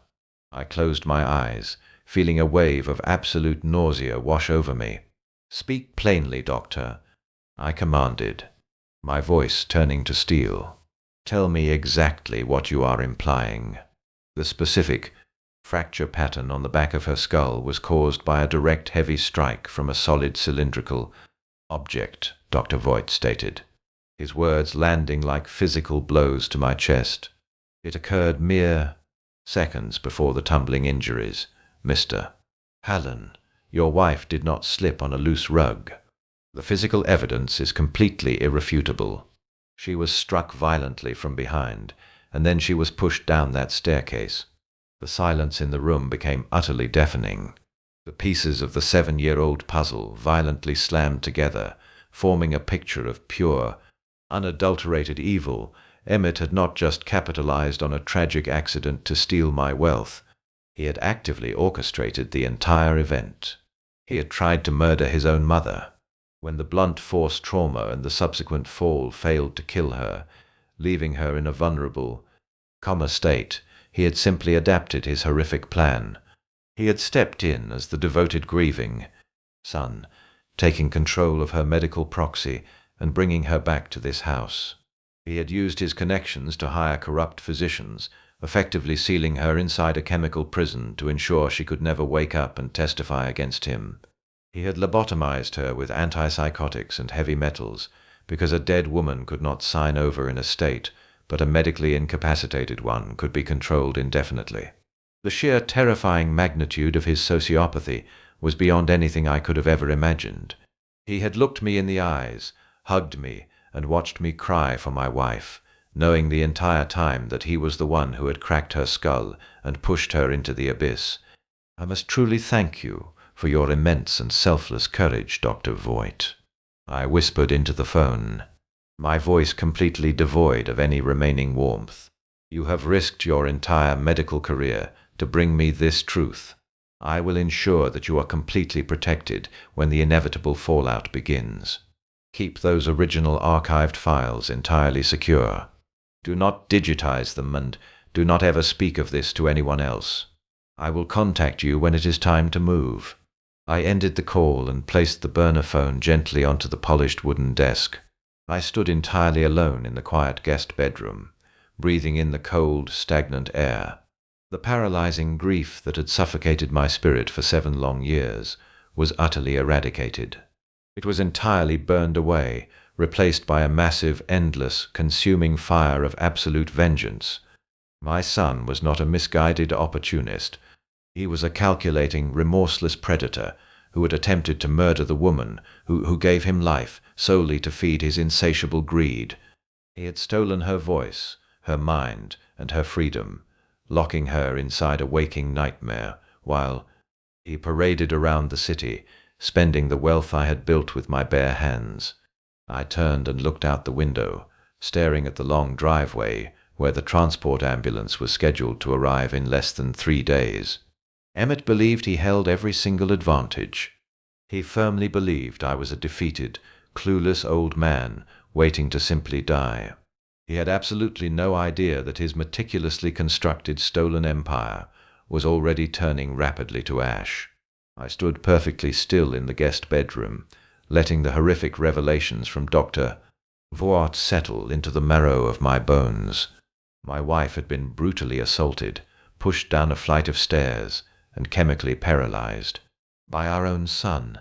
The sheer suffocating weight of this reality threatened to crush me, but the burning inferno of vengeance kept my mind razor sharp as I stared at the locked bedroom door. A single solitary word began to echo relentlessly through my consciousness. Key. It was the only word Rosalind had forced past her chemically damaged vocal cords during her brief window of lucidity. In the agonizing panic of that night, I had assumed it was a fragmented plea, a desperate request to lock the door and keep her monster of a son away. But Rosalind was a brilliant, highly methodical woman. She possessed an analytical mind, sharp enough to rival any forensic accountant. She did not waste energy on vague pleas. She was giving me a very specific, critical directive. She was telling me exactly where to look. My gaze drifted toward the heavy oak wardrobe in the corner of the room. When Emmett had forcibly relocated me to this guest suite, he casually ordered the movers to pack up my belongings, along with a few of Rosalind's oldest, seemingly worthless personal items that he deemed unsuitable for the pristine master bedroom. Among those discarded items was her thick navy blue winter coat. I walked over to the wardrobe and pulled the heavy woolen garment off its wooden hanger. I ran my trembling fingers along the dark fabric, feeling the familiar texture she had worn during our evening walks through the snowy neighborhood. I moved my hands down to the deep interior lining of the left pocket. I pressed my thumb against the thick seam at the very bottom, searching for the tiny, almost imperceptible tear she had deliberately created decades ago. My breath hitched in my throat as I felt a small, hard, metallic object resting deep inside the hidden fold. I carefully pinched the fabric, working the object upward through the torn lining until it slipped out into my waiting palm. It was a small, intricately carved brass key. I closed my fist tightly around the cold brass, my heart hammering a furious, uneven rhythm against my ribs. I knew exactly which lock this specific key belonged to. I waited patiently until the late afternoon, monitoring the live surveillance feeds on my encrypted tablet. The digital screens confirmed that Emmett was still firmly entrenched at his corporate headquarters in the city. and Sabine had driven off to a luxury spa to indulge in a lavish, deeply undeserved massage. The massive house was entirely empty and cloaked in a heavy, oppressive silence. I slipped out of the guest bedroom and moved stealthily down the long carpeted hallway toward my old home office.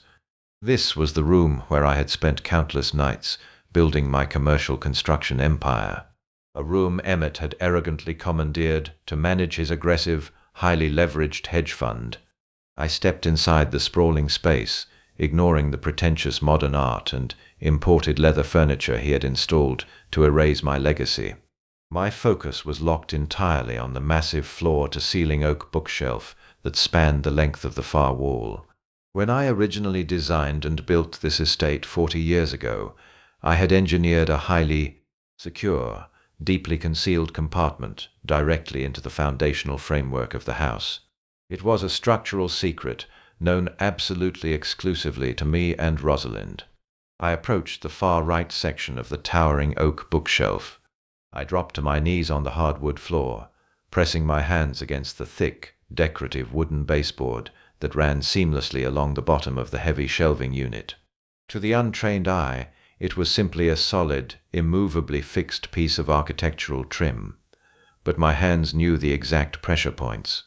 I placed my fingers beneath the subtle lower lip of the oak trim and pushed upward with firm, deliberate surge of strength. The hidden internal latches disengaged with a series of dull, heavy clicks. I gripped the edges of the baseboard and pulled it smoothly away. From the wall, exposing the dark, narrow void concealed between the floor joists and the structural beams, I reached my arm deep into the dusty, cold darkness of the hidden cavity. My fingers brushed against the familiar cold steel surface of a heavy lockbox. I gripped the sturdy metal handle and dragged the heavy box out into the dim light of the home office. I set it down carefully on the expensive Persian rug, wiping away a thick layer of accumulated dust. The lockbox had sat completely undisturbed in the darkness for 7 long years. I took the small brass key from my pocket and slid it into the narrow keyhole. It fit with absolute flawless precision. I turned the key, and the heavy internal locking mechanism released with a sharp, satisfying snap. I flipped the metal latches and slowly pushed the heavy steel lid open completely. Unsure of the horrors I was about to uncover, the box was packed to the brim. With thick, incredibly detailed files, organized meticulously in Rosalind's precise, undeniable handwriting, I pulled the first stack of documents from the steel container, my hands shaking violently as my eyes scanned the top page. They were comprehensive, highly sensitive bank statements from my commercial construction firm dating back precisely to the months immediately preceding Rosalind's devastating fall, but these were not the sanitized, heavily manipulated ledgers Emmett had been showing me. These were the raw, unedited internal financial records that Rosalind had quietly gathered. I flipped through the heavy pages, staring in absolute, unadulterated horror at the endless columns of bright red ink. Emmett had not just been making poor business investments. He had been executing a massive, coordinated, and breathtakingly arrogant embezzlement scheme. The documents proved that my son had systematically drained millions in liquid capital directly from the operational accounts of my construction empire. The true scope of his unimaginable betrayal deepened with every single page I turned. Emmett had funneled the stolen millions into his private, aggressively reckless hedge fund, desperately chasing massive returns in highly volatile offshore markets. The records detailed staggering losses. He had completely decimated the stolen capital in a matter of months, but he did not stop there to desperately attempt to recoup the massive financial hemorrhage. He had leveraged the pristine, debt-free commercial properties of my construction firm. He had quietly taken out massive, heavily penalized secondary mortgages. The lender listed on the shadowy, unregulated contracts was not a legitimate financial institution. The documentation Rosalind had uncovered proved that Emmett had borrowed millions in heavily leveraged capital directly from a violent underground criminal syndicate. He had literally mortgaged our family empire to a ruthless cartel to cover his own pathetic failures. Rosalind had found out she possessed the proof to destroy his fabricated kingdom entirely. Emmett tried to violently murder his own mother to cover his massive thefts. When she miraculously survived the brutal fall down our oak stairs, he chemically silenced her. I stared down at the damning stack of financial ledgers and illicit mortgage contracts, the cold steel of the lockbox pressing against my knees. The air in my home office felt unimaginably heavy, thick with the suffocating gravity of a 7-year-old murder attempt. Emmett had not just betrayed my trust. He had shattered the fundamental laws of nature, attempting to crack his own mother's skull to conceal his colossal cartel-funded failures. When her sheer will to live thwarted his lethal push down our oak staircase, he simply pivoted to chemical warfare, transforming her into a silent, vegetative hostage. I carefully packed the irrefutable evidence back into the steel container, my hands moving with the precise mechanical efficiency of an engineer preparing a demolition sequence. I slid the box back into the dark void beneath the floor joists and snapped the heavy oak baseboard flawlessly into place. The physical evidence was finally secure, but the burning inferno in my chest demanded immediate calculated action. It was the morning of the third day. My 72-hour window was rapidly closing, and the transportation team was scheduled to arrive tonight. I retreated to the guest bedroom, locking the heavy door firmly behind me. I booted up the encrypted tablet, watching the glowing grids of the live surveillance feeds. The house remained deadly quiet. Sabine had left early for a high society brunch, and Emmett was allegedly at his downtown headquarters, though the live feed from my old home office proved otherwise. He was sitting behind my mahogany desk, rapidly scrolling through his laptop, his face a tight mask of absolute paranoia. He was sweating profusely, loosening his silk tie as he frantically reviewed his digital accounts.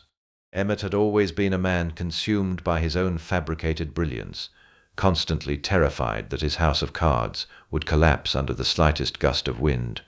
He knew the cartel was running out of patience, and he desperately needed the funds from my estate to appease them. I watched him on the tablet screen, noting the nervous, erratic twitch in his jaw as he reviewed his shadow files. I needed to ensure the audio feed in the office was perfectly calibrated to capture any phone calls he might make to his underground associates. I tapped the highly sensitive audio synchronization icon on the glass tablet interface. It was a microscopic, seemingly insignificant error, born of pure exhausted adrenaline. In my sheer, unadulterated focus, my finger brushed against the diagnostic reset toggle. A sudden sharp gasp caught in my throat as the tablet screen flickered violently. Across the house in the ceiling of the home office, a microscopic red light pulsed vividly to life, directly behind the slotted plastic vents of the smoke detector. It flashed twice, casting a brief, brilliant ruby glare into the dim shadows of the room. Emmett froze instantly. The frantic clicking of his laptop keys stopped dead. He slowly raised his head, his dark eyes locking precisely onto the ceiling fixture. The remaining color drained completely from his face, replaced by a cold, predatory realization. He knew. In that single fraction of a second, the elaborate charade we had both been playing completely evaporated into the stale morning air. He stood up slowly, never breaking eye contact with the hidden camera lens. He did not shout. He did not tear the smoke detector down from the plaster. He simply smiled, a terrifying hollow stretching of his thin lips, and walked calmly out of the home office. The tablet screen showed an empty room, but the silence radiating from the device was entirely deafening. My pulse hammered a violent rhythm against my ribs as I waited for his next move. I knew my son better than anyone else in this world.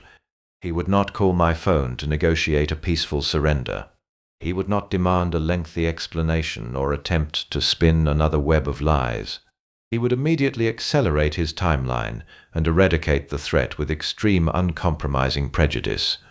I securely tucked the encrypted tablet under my mattress and slipped a heavy steel wrench into the deep pocket of my trousers. I unlocked the guest bedroom door and walked out into the long, silent hallway, taking up a defensive position near the top of the grand oak staircase. The agonizing wait stretched through the remainder of the morning. Every single tick of the antique grandfather clock in the foyer sounded like a heavy iron hammer striking an anvil. I listened to the wind howling against the window panes, praying for strength. At exactly noon, the heavy brass deadbolt on the front door clicked sharply. The massive oak door swung open, hitting the wall with a violent, resounding crash that echoed throughout the entire estate. The pristine facade of the beautiful grieving son was entirely and permanently gone. Emmett strode into the grand foyer, his face locked in a murderous, uncompromising glare. Sabine trailed nervously behind him, her usual polished arrogance completely replaced by twitching, frantic anxiety. She clutched her designer handbag against her chest like a shield, her eyes darting wildly around the empty foyer. But they were not alone. Flanking them were two massive, heavily tattooed men dressed in pristine white medical scrubs. They did not look like specialized psychiatric nurses. They moved with the heavy, disciplined gait of seasoned cartel enforcers, their eyes scanning the architecture of the house with cold, tactical precision. The thick muscles of their arms bulged against the thin cotton of their sleeves, and their posture screamed of impending lethal violence. The transport team had arrived 8 hours early, and they had absolutely no intention of taking my wife to a legitimate hospital. "Dad," Emmett barked, his voice echoing up the staircase with a harsh metallic edge. I stepped out of the shadows and stood firmly at the top of the stairs, looking down at the monsters invading my home. I did not slouch. I did not tremble. I stood tall, rolling my shoulders back, letting the 70-year-old victim persona burn away into ash. "I see your appointment schedule has miraculously opened up, Emmett," I replied, my voice echoing back down to him with absolute unwavering authority. Emmett glared up at me, his jaw clenching so hard I could hear his teeth grinding together. "The game is completely over, old man," Emmett snarled, taking a single aggressive step onto the bottom stair. "We are not waiting until tonight. The medical transport has arrived to collect my mother, and you are going to stand aside, let them do their job. If you interfere, the nurses have strict authorization to medically sedate you for your own safety." I looked past him to the two massive enforcers who had already reached into their scrub pockets, producing heavy pre-filled syringes. "They are not taking her anywhere," I stated coldly, gripping the wooden banister with a hand that had spent 40 years forging steel and concrete. "She is staying exactly where she is, and you are going to leave this property immediately." Sabine let out a high, hysterical laugh, stepping out from behind her husband's broad shoulders. "You are completely delusional, you old fool." Her expression twisted into a grotesque mask of arrogant amusement. She did not just smirk. She radiated a toxic, triumphant joy that made my stomach churn. For years, she had played the role of the beautiful, loving wife and caretaker, pouring coffee and offering sugary smiles, while secretly plotting the demise of the very woman who had welcomed her into this family. Now standing in the foyer of the house my money had built, flanked by cartel enforcers disguised as medical professionals, she finally let the venom seep through her polished exterior. "You are completely delusional, you old fool," she repeated, her voice dripping with absolute contempt. "Do you honestly believe you have any power left in this situation? You are just a pathetic relic standing in our way." She crossed her arms, leaning her weight onto one hip, thoroughly enjoying the spectacle of an old man supposedly facing his absolute ruin. She genuinely believed I was entirely broken, a fragile artifact ready to be swept into the dustbin of history. Alongside my poisoned wife, I looked past her painted face and focused my unwavering gaze directly on Emmett. My son stepped forward, his massive frame deliberately blocking the entire width of the grand oak staircase. He positioned himself, like a prison warden, cutting off any potential avenue of retreat or escape.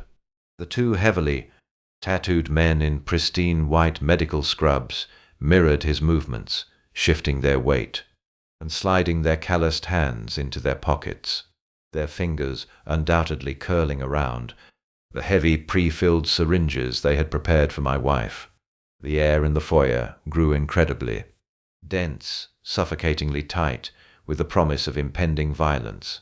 Emmett stared up at me, his dark eyes entirely devoid of the boy I had raised, devoid of the young man I had sent to university, devoid of any shred of human empathy. He had fully embraced the monstrous persona he had cultivated.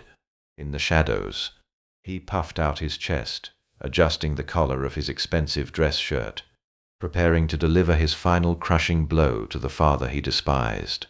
He took another step, up the stairs, closing the physical distance between us, attempting to use his youth and vitality to force me into submission, but I did not flinch. I did not take a single step backward.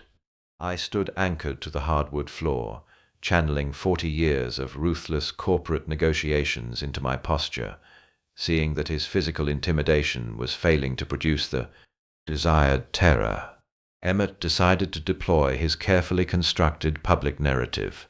He turned his head slightly toward the open front door, raising his voice to an artificially booming theatrical volume.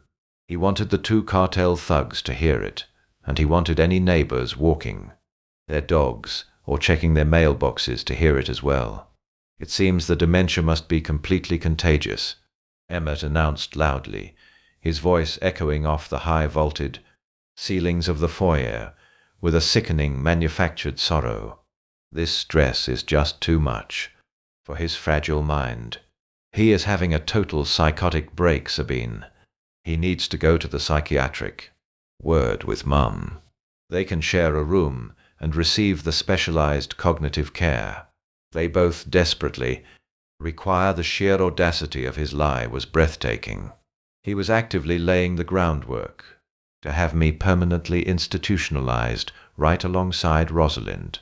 He was painting a tragic, highly believable picture for the outside world of a devoted son forced to make the agonizing decision to commit both of his beloved parents due to rapidly advancing synchronized neurological decay.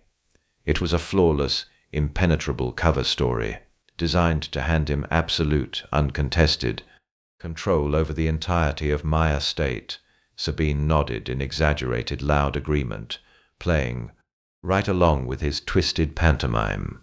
"It is so tragic, Emmett," she called out, projecting her voice toward the open doorway. "We have to do what is best for them, even when they do not understand it themselves." But the theatrical performance ended as quickly as it had begun. The moment the loud, dramatic words left his mouth, his whole demeanor shifted. The fake sorrow vanished from his eyes, replaced by a cold, calculating malice. He lunged up the final 3 stairs, moving with terrifying predatory speed, and crowded directly into my personal space. He grabbed the fabric of my cardigan with both hands, pulling me roughly forward. I let him pull me, ensuring he felt the illusion of physical dominance. He leaned his face in so close to mine that I could smell the stale coffee and bitter mints on his breath. His lips brushed against my ear, and he lowered his voice to a harsh, barely audible whisper that sent a shard of pure ice directly into my spine. "You are going to hand over the original asset documents right now, old man," Emmett hissed, his voice vibrating with lethal, unrestrained aggression. "I checked the proxy papers you signed. You deliberately botched the signature block. You used your old invalid corporate variant. Did you really think my lawyers would not catch that pathetic little trick before we went to the bank? I know you have the primary titles and the raw financial ledgers hidden somewhere in this sprawling mausoleum. You are going to walk me directly to them, and you are going to sign them over legally, flawlessly, right this very second. If you do not comply, this entire Narrative changes tonight. He tightened his violent grip on my collar, his fingernails digging painfully into my collarbone. This house has incredibly old, highly unpredictable gas lines. Dad, Emmett whispered, every single syllable dripping with murderous intent. It would be a catastrophic, devastating tragedy if a massive explosion suddenly leveled the entire property while we were out finalizing the psychiatric transfer paperwork. A tragic, unpredictable accident, killing a crippled mother and her senile, helpless husband in the middle of the night. It would be such a terrible shame, but these things happen to old houses. No one would ever question the structural failure. I stared into the black, soulless eyes of the man I had helped bring into this world, feeling the cold steel of the heavy wrench resting deep inside my trouser pocket. He had fully confessed to his willingness to burn his own parents alive, simply to cover his staggering financial failures. There was absolutely no shred of humanity left inside him to salvage. I did not break eye contact as his foul breath washed over my face. I needed to keep him completely focused on me, completely confident in his fabricated superiority, so he would not notice the silent blinking light of the micro camera mounted perfectly within the smoke detector directly above his head. He had just delivered his ultimate murderous threat on a crystal-clear audio feed that was currently transmitting directly to my secure offshore servers in real time. The trap was now fully complete. Every single piece of leverage he thought he possessed was completely worthless. I very slowly raised both my trembling hands in a calculated, highly famed gesture of absolute utter submission and total surrender. "Okay, Emmett," I whispered, letting a single tear fall. "You win." Emmett released his violent grip on my collar, a sickening smile of absolute triumph spreading across his face. He smoothed the wrinkled fabric of his expensive dress shirt, stepping back with the arrogant swagger of a conqueror who had just claimed his ultimate prize. Sabine let out a long theatrical sigh of relief, dropping her designer handbag onto a nearby chair and crossing her arms. The two massive cartel enforcers remained perfectly still, their cold eyes darting between me and the heavy wooden doors leading to the master suite, entirely ready to carry out their grim medical duties. Emmett extended his hand, palm facing upward, demanding the physical documents he believed would save his pathetic, crumbling empire. He did not yell. He did not need to. He thought he had already won the war. He expected me to drop to my knees, beg for my life, and drag him to the hidden compartment where Rosalind had stashed the raw financial ledgers. He expected the broken, grieving father he had been manipulating for 7 long years, but I did not yell, and I certainly did not beg. I took a slow, deliberate step backward, creating a small pocket of space between myself and the predators invading my home. I reached my right hand into the pocket of my trousers. Emmett tensed for a fraction of a second, his dark eyes narrowing, perhaps anticipating that I might pull out a weapon or the keys to a safe. The two men in pristine white medical scrubs shifted, their weight, their hands moving deeper into their pockets, ready to plunge their lethal syringes into my neck if I made a sudden move.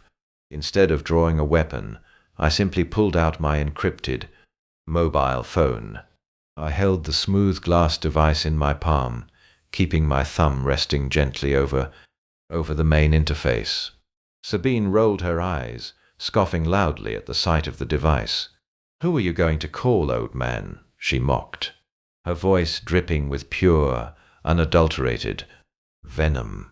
"The police will never arrive in time to save you or your miserable wife. You are entirely alone." I did not grace her pathetic taunt with a response.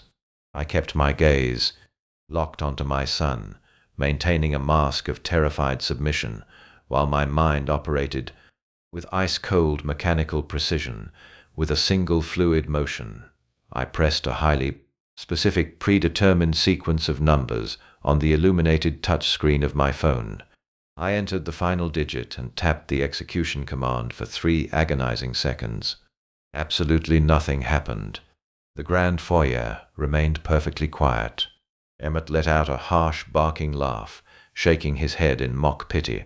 He took another step forward, raising his hand to snatch the phone away from my grasps. Then the entire architecture of the estate responded. It began with a deep, resonating hum that vibrated through the hardwood floors and rattled the crystal chandelier, hanging high above our heads.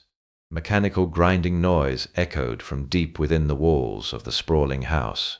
Before Emmett could even register the shifting atmosphere, the heavy security mechanisms I had meticulously installed decades ago violently engaged, thick reinforced steel shutters, my own custom military grade hurricane-proof designs suddenly dropped from concealed housings above every single window and exterior door.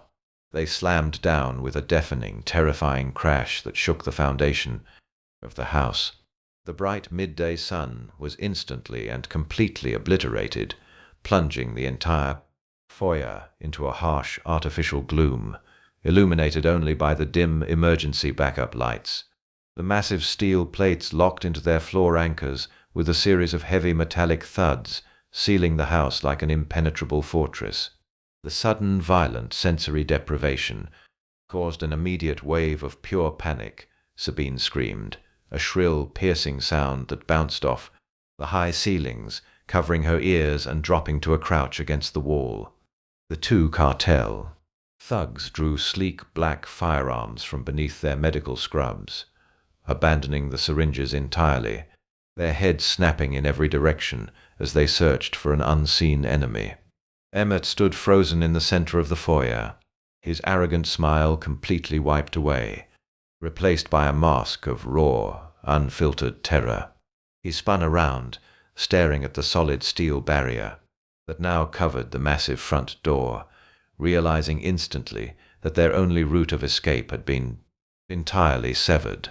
He turned slowly back to face me, the color draining from his cheeks as the horrifying reality of his situation finally began to set in. "You are not going anywhere, Emmett," I stated, my voice losing every ounce of the frail, grieving father. The hollow, defeated tone I had carried for 7 years evaporated entirely, replaced by the deep, commanding authority of a man who had built a construction empire from nothing. I stepped away from the staircase and walked calmly toward the center of the room, my posture straight, my shoulders broad. I was no longer the prey. I had just trapped the predators inside a steel cage with me. "What have you done, you insane old fool?" Emmett shouted, his voice cracking with rising panic, as he desperately gestured toward the armed men. "Open these doors right now, where they will kill you where you stand." I ignored his pathetic threats completely.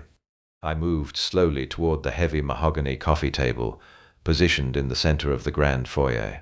I raised my left hand and methodically unclasped the heavy silver wristwatch I had worn every single day since Rosalind gave it to me on our 30th wedding anniversary. I pulled the metal band free and tossed the heavy timepiece onto the polished wooden surface of the coffee table. It landed with a sharp, heavy clatter that cut right through the tense, suffocating silence of the locked room. I looked directly into my son's panicked eyes, letting the full, unadulterated weight of my vengeance bear down upon him. "You forgot who built this house, Emmett," I said. My voice is cold and hard as glacial ice. I engineered every single beam, every wire, and every security protocol in this building to withstand a natural disaster. You are not dealing with a fragile old man. You are dealing with the architect of your entire existence. And more importantly, you forgot who I play poker with on Thursday nights. Emmett stared at the watch on the table, his chest heaving as he struggled to process my words. "That watch is an active, highly encrypted FBI audio transmitter," I explained, pointing down at the glowing dial. "My old friend Quill is not just a street contact. He is a retired federal agent, with ties to the Financial Crimes Division exactly 12 hours ago. Quill handed your complete, unedited cartel ledger over to a federal task force. They have been listening to every single word spoken in this room. They heard your murderous threats. They heard your confessions of corporate embezzlement, and they know exactly who you brought into my home. The steel shutters are not just here to keep you inside. They are here to keep you contained until the tactical teams currently surrounding this property breach the perimeter. For several agonizing seconds, the absolute gravity of my statement simply hung in the stagnant air of the sealed foyer. Emmett stared at the silver wristwatch resting on the mahogany coffee table as if it were a live grenade. The arrogant sneer that had defined his entire adult life melted away, leaving behind the terrified, trembling visage of a cowardly boy who had finally been caught in a catastrophic lie. He opened his mouth to speak, perhaps, to issue one final desperate threat, but the words withered and died in his throat. A low, distant wail began to echo through the reinforced walls of the estate. It started as a faint, singular whine, but within heartbeat it multiplied and amplified into a deafening, unified chorus of heavy sirens. The piercing sound tore through the quiet, affluent neighborhood, rapidly converging directly on our front lawn. The heavy, rhythmic crunch of armored tires tearing across the decorative gravel driveway vibrated through the floorboards. The tactical response I had orchestrated with Quill was not a bluff. The full, overwhelming force of the federal government had arrived to dismantle my son's fabricated kingdom. The two massive cartel enforcers, realizing instantly that they had walked blindly into a highly coordinated federal trap, completely lost their disciplined composure. These were men accustomed to operating in the shadows, intimidating defenseless victims and enforcing underground deaths. They were entirely unprepared to face a heavily armed tactical breach. They exchanged a single panicked glance before throwing their sleek black firearms onto the polished hardwood floor. The weapons landed with a heavy metallic clatter, sliding across the room and coming to a rest against the baseboard. They slowly raised, their tattooed hands high into the air, interlacing their fingers behind their heads and dropping to their knees in a gesture of absolute surrender. They knew that engaging in a localized firefight with a federal tactical unit would result in their immediate violent deaths. Sabine let out another piercing hysterical shriek, collapsing onto the bottom step of the grand oak staircase and burying her face in her trembling hands. Emmett, entirely abandoned by his hired muscle and cornered by his own immense hubris, began to hyperventilate. He spun around in frantic, useless circles, desperately slapping his hands against the unyielding steel shutters covering the front doors. Pathetic, frantic attempts to find a weakness in my structural engineering were violently interrupted by the booming, mechanically amplified voice of an FBI crisis negotiator blaring through a heavy, exterior bullhorn. The voice commanded everyone inside the residence to drop all weapons and surrender immediately. I calmly retrieved my encrypted mobile phone from my pocket. I did not look at my son as he clawed helplessly at the solid steel plates. I focused entirely on the digital interface, navigating to the core security control application. I meticulously punched in the 12-digit alphanumeric override sequence, bypassing the lockdown protocol I had initiated merely minutes ago. The heavy internal gears ground into motion. The massive steel shutters covering the front doors and surrounding windows instantly unlocked, rising upward with a loud mechanical hum. The sudden influx of bright, blinding daylight flooded the grand foyer, revealing the terrifying, awe-inspiring sight of 24 heavily armed federal agents stacking the perimeter.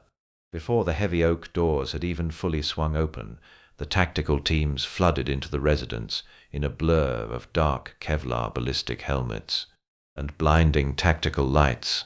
The sheer velocity of the breach was breathtaking. Crisp, commanding voices filled the massive space, ordering everyone to the ground. Red laser sights painted the chests and foreheads of the intruders. The two cartel enforcers were violently subdued in a matter of seconds. heavy zip ties securing their wrists as they were dragged roughly toward the exit. Sabine was hauled up from the stairs, screaming incoherently as cold steel handcuffs were ratcheted tightly around her delicate wrists. Emmett offered absolutely no physical resistance. His knees completely buckled beneath his weight, and he collapsed onto the expensive Persian rug. Two federal agents immediately descended upon him, driving their knees into his back and twisting his arms violently behind him. As the metallic click of the handcuffs echoed through the foyer, the final shred of Emmett's manufactured loyalty to his wife instantly evaporated. He violently twisted his neck, looking desperately up at the commanding officer. It was all her idea. Emmett screamed, his voice breaking into a pathetic, high-pitched squeal. As he nodded frantically towards Sabine, she arranged the cartel loans. She managed the shell accounts. She told me to silence the old woman. I am completely innocent. I was forced into this. Sabine stopped screaming. The sheer cowardly magnitude of his betrayal hit her like a physical blow. She stared at the man she had conspired with, the man she had married for wealth and status, as he desperately tried to offer her up as a sacrificial lamb to save his own miserable skin. A guttural, animalistic sound tore from deep within her throat. Ignoring the federal agents restraining her arms, Sabine lunged violently forward. She threw her entire body weight toward Emmett, kicking wildly and thrashing her head. "You pathetic, lying coward!" Sabine shrieked, spit flying from her lips as her heel connected viciously with Emmett's ribs. "You pushed her down the stairs. You crushed the pills. You begged the cartel for the money to save your pathetic failing fund. Do not you dare try to pin your pathetic failures on me." The federal agents quickly intervened, dragging the thrashing, screaming woman backward and shoving her forcefully toward the open doorway. Emmett lay whimpering on the floor, clutching his bruised side, entirely stripped of his dignity, his power, and his freedom. I walked slowly across the grand foyer, my footsteps echoing with a heavy, absolute finality. I stopped directly in front of the man who had tried to murder my wife and steal my legacy. I looked down at him, feeling absolutely no pity, no regret, and no sorrow. The purge of my paternal naivety was completely absolute. I crouched down slightly, ensuring my face was the only thing he could see. "You thought you were so incredibly brilliant, Emmett," I said, my voice dropping to a low, unforgiving register that only he could hear over the chaotic shouting of the federal agents. "You thought you had orchestrated the perfect, undetectable crime. You thought you could simply silence your mother, sedate your father, and walk away with a massive multi-million-dollar empire to fund your pathetic, hollow existence.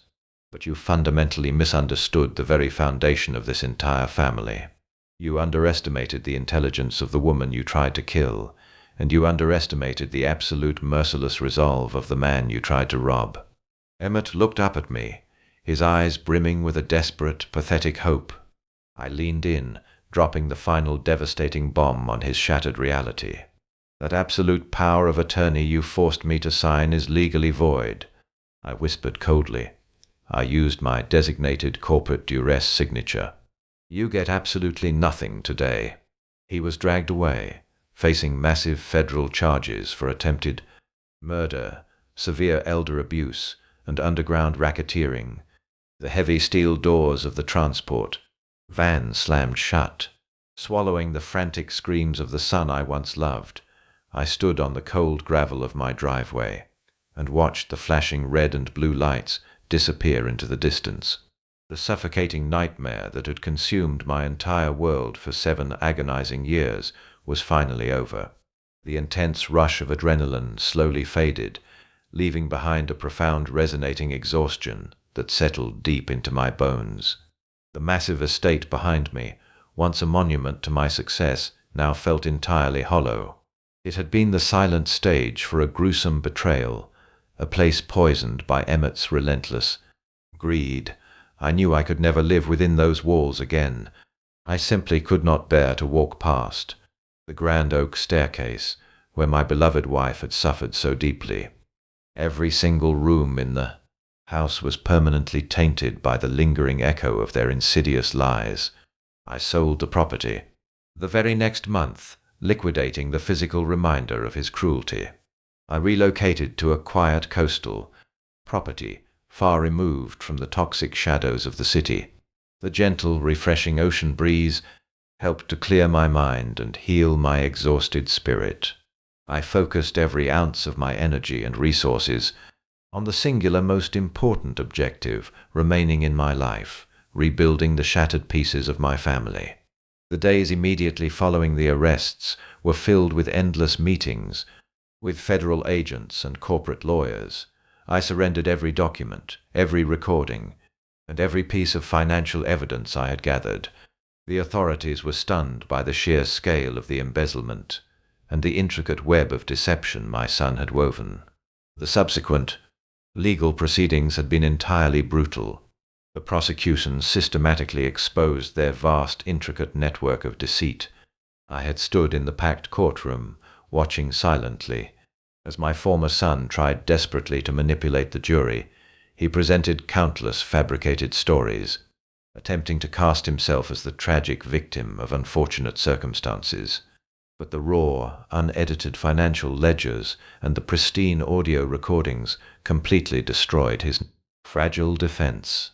Emmett and Sabine were currently languishing in maximum security holding cells, their bail firmly denied by a federal judge who recognized the sheer magnitude of their flight risk.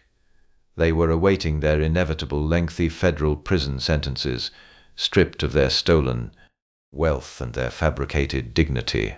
The underground cartel syndicate had been utterly dismantled by the financial task force, and the stolen assets from my construction firm had been meticulously traced, frozen, and entirely recovered.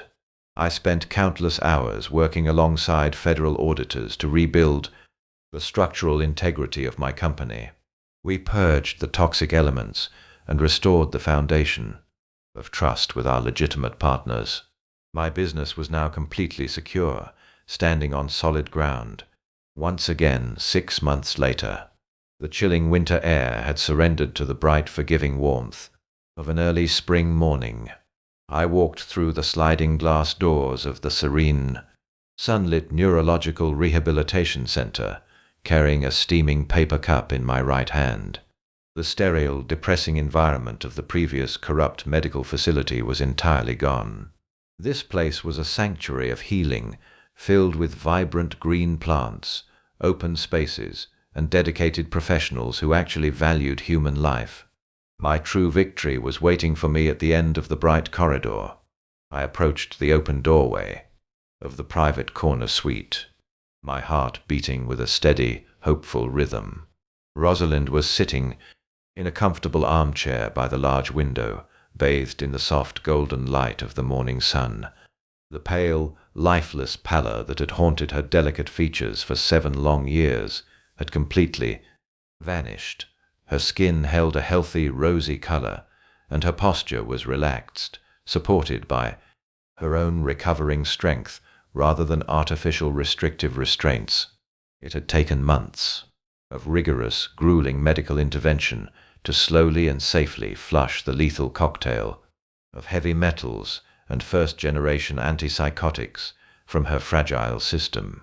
There were days of terrifying uncertainty, agonizing moments, when I paced the hospital waiting rooms, fearing the chemical damage was permanently irreversible. The doctors had warned me about the unpredictable nature of severe neurological trauma, but my brilliant, remarkably resilient wife had fought her way back from the suffocating darkness with a silent, ferocious determination that had deeply humbled me completely. I stepped softly into the quiet room. Rosalind turned her head toward the sound of my footsteps. Her beautiful eyes, once clouded by a thick, unnatural fog, were completely clear and radiantly alive. They sparked with the sharp, analytical intelligence I had fallen in love with 4 decades ago. The profound recognition in her gaze was an absolute miracle. I walked over and gently placed the warm paper cup on the small table beside her. I had prepared the coffee exactly the way she preferred, stirring in precisely 2 packets of raw sugar and a small splash of cream, just as I had done every morning before the accident. She looked down at the cup, then slowly reached out her trembling fingers, brushing softly against my weathered hand. The simple, innocent touch sent a profound healing warmth directly into my fractured soul. She wrapped her fingers around the warm cup, steadying her grip before lifting it carefully to her lips. She took a slow, deliberate sip, closing her eyes for a brief moment to savor the simple, reclaimed pleasure of a familiar routine.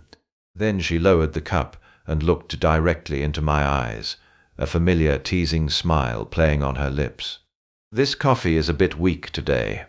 A sudden, overwhelming wave of pure emotion crashed through my chest, shattering the final remnants of my stoic facade. A simple, beautifully coherent sentence was the greatest sound I had ever heard in my entire life.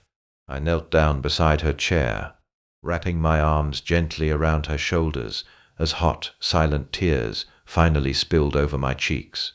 I held her close, feeling the steady, reassuring beat of her heart against my chest. All the wealth in the world, all the commercial properties and businesses I had ever built, meant absolutely nothing compared to this singular perfect moment. We had survived the ultimate betrayal. We walked through the darkest fires of hell and emerged on the other side, completely unbroken.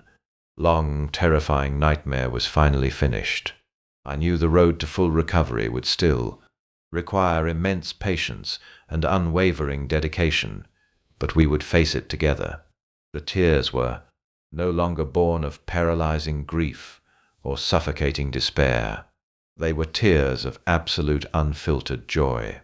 I rested my forehead against hers, breathing in the scent of her hair, listening to the steady rhythm of her breathing. I had lost a monster, a cruel and irredeemable predator who had disguised himself as my own flesh and blood. But in the ashes of that devastating betrayal, I had fought the hardest battle of my life, and I had gotten my brilliant, irreplaceable wife back. We would leave this city completely. We would find a small house near the ocean where the air was perfectly clean and the past could not ever reach us.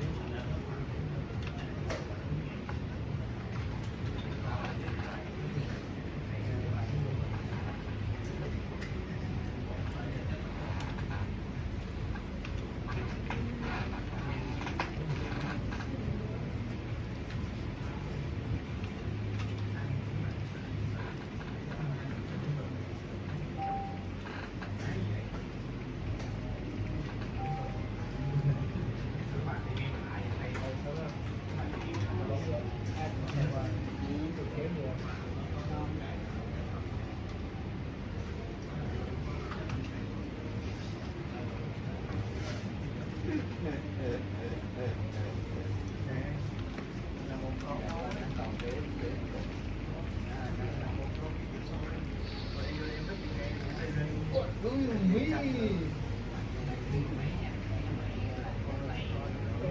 Con xuống một lần thì sao? Em lười rồi đó. Em mà một con em lười để em lên xuống một con là em vô nào xếp lên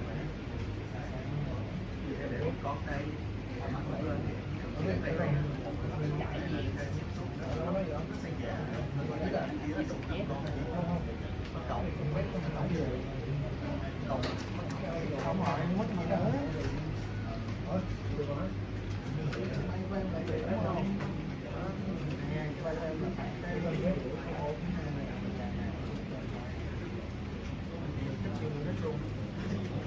một con này xài nhiều á xài đúng không đâu chạy chung luôn sức gian riêng một con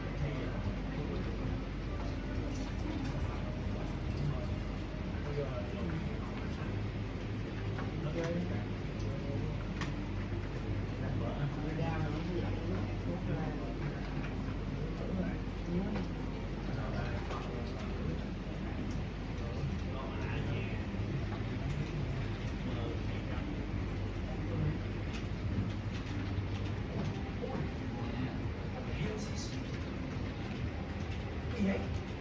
Giờ đấy. Đánh vào nè, rất nhiều hạt số. Các đội rất nhỏ. Nó là 6 tuổi. Rồi nó đánh thứ 3, rồi nó xuống, rồi nó đánh. Đánh thứ 3 này.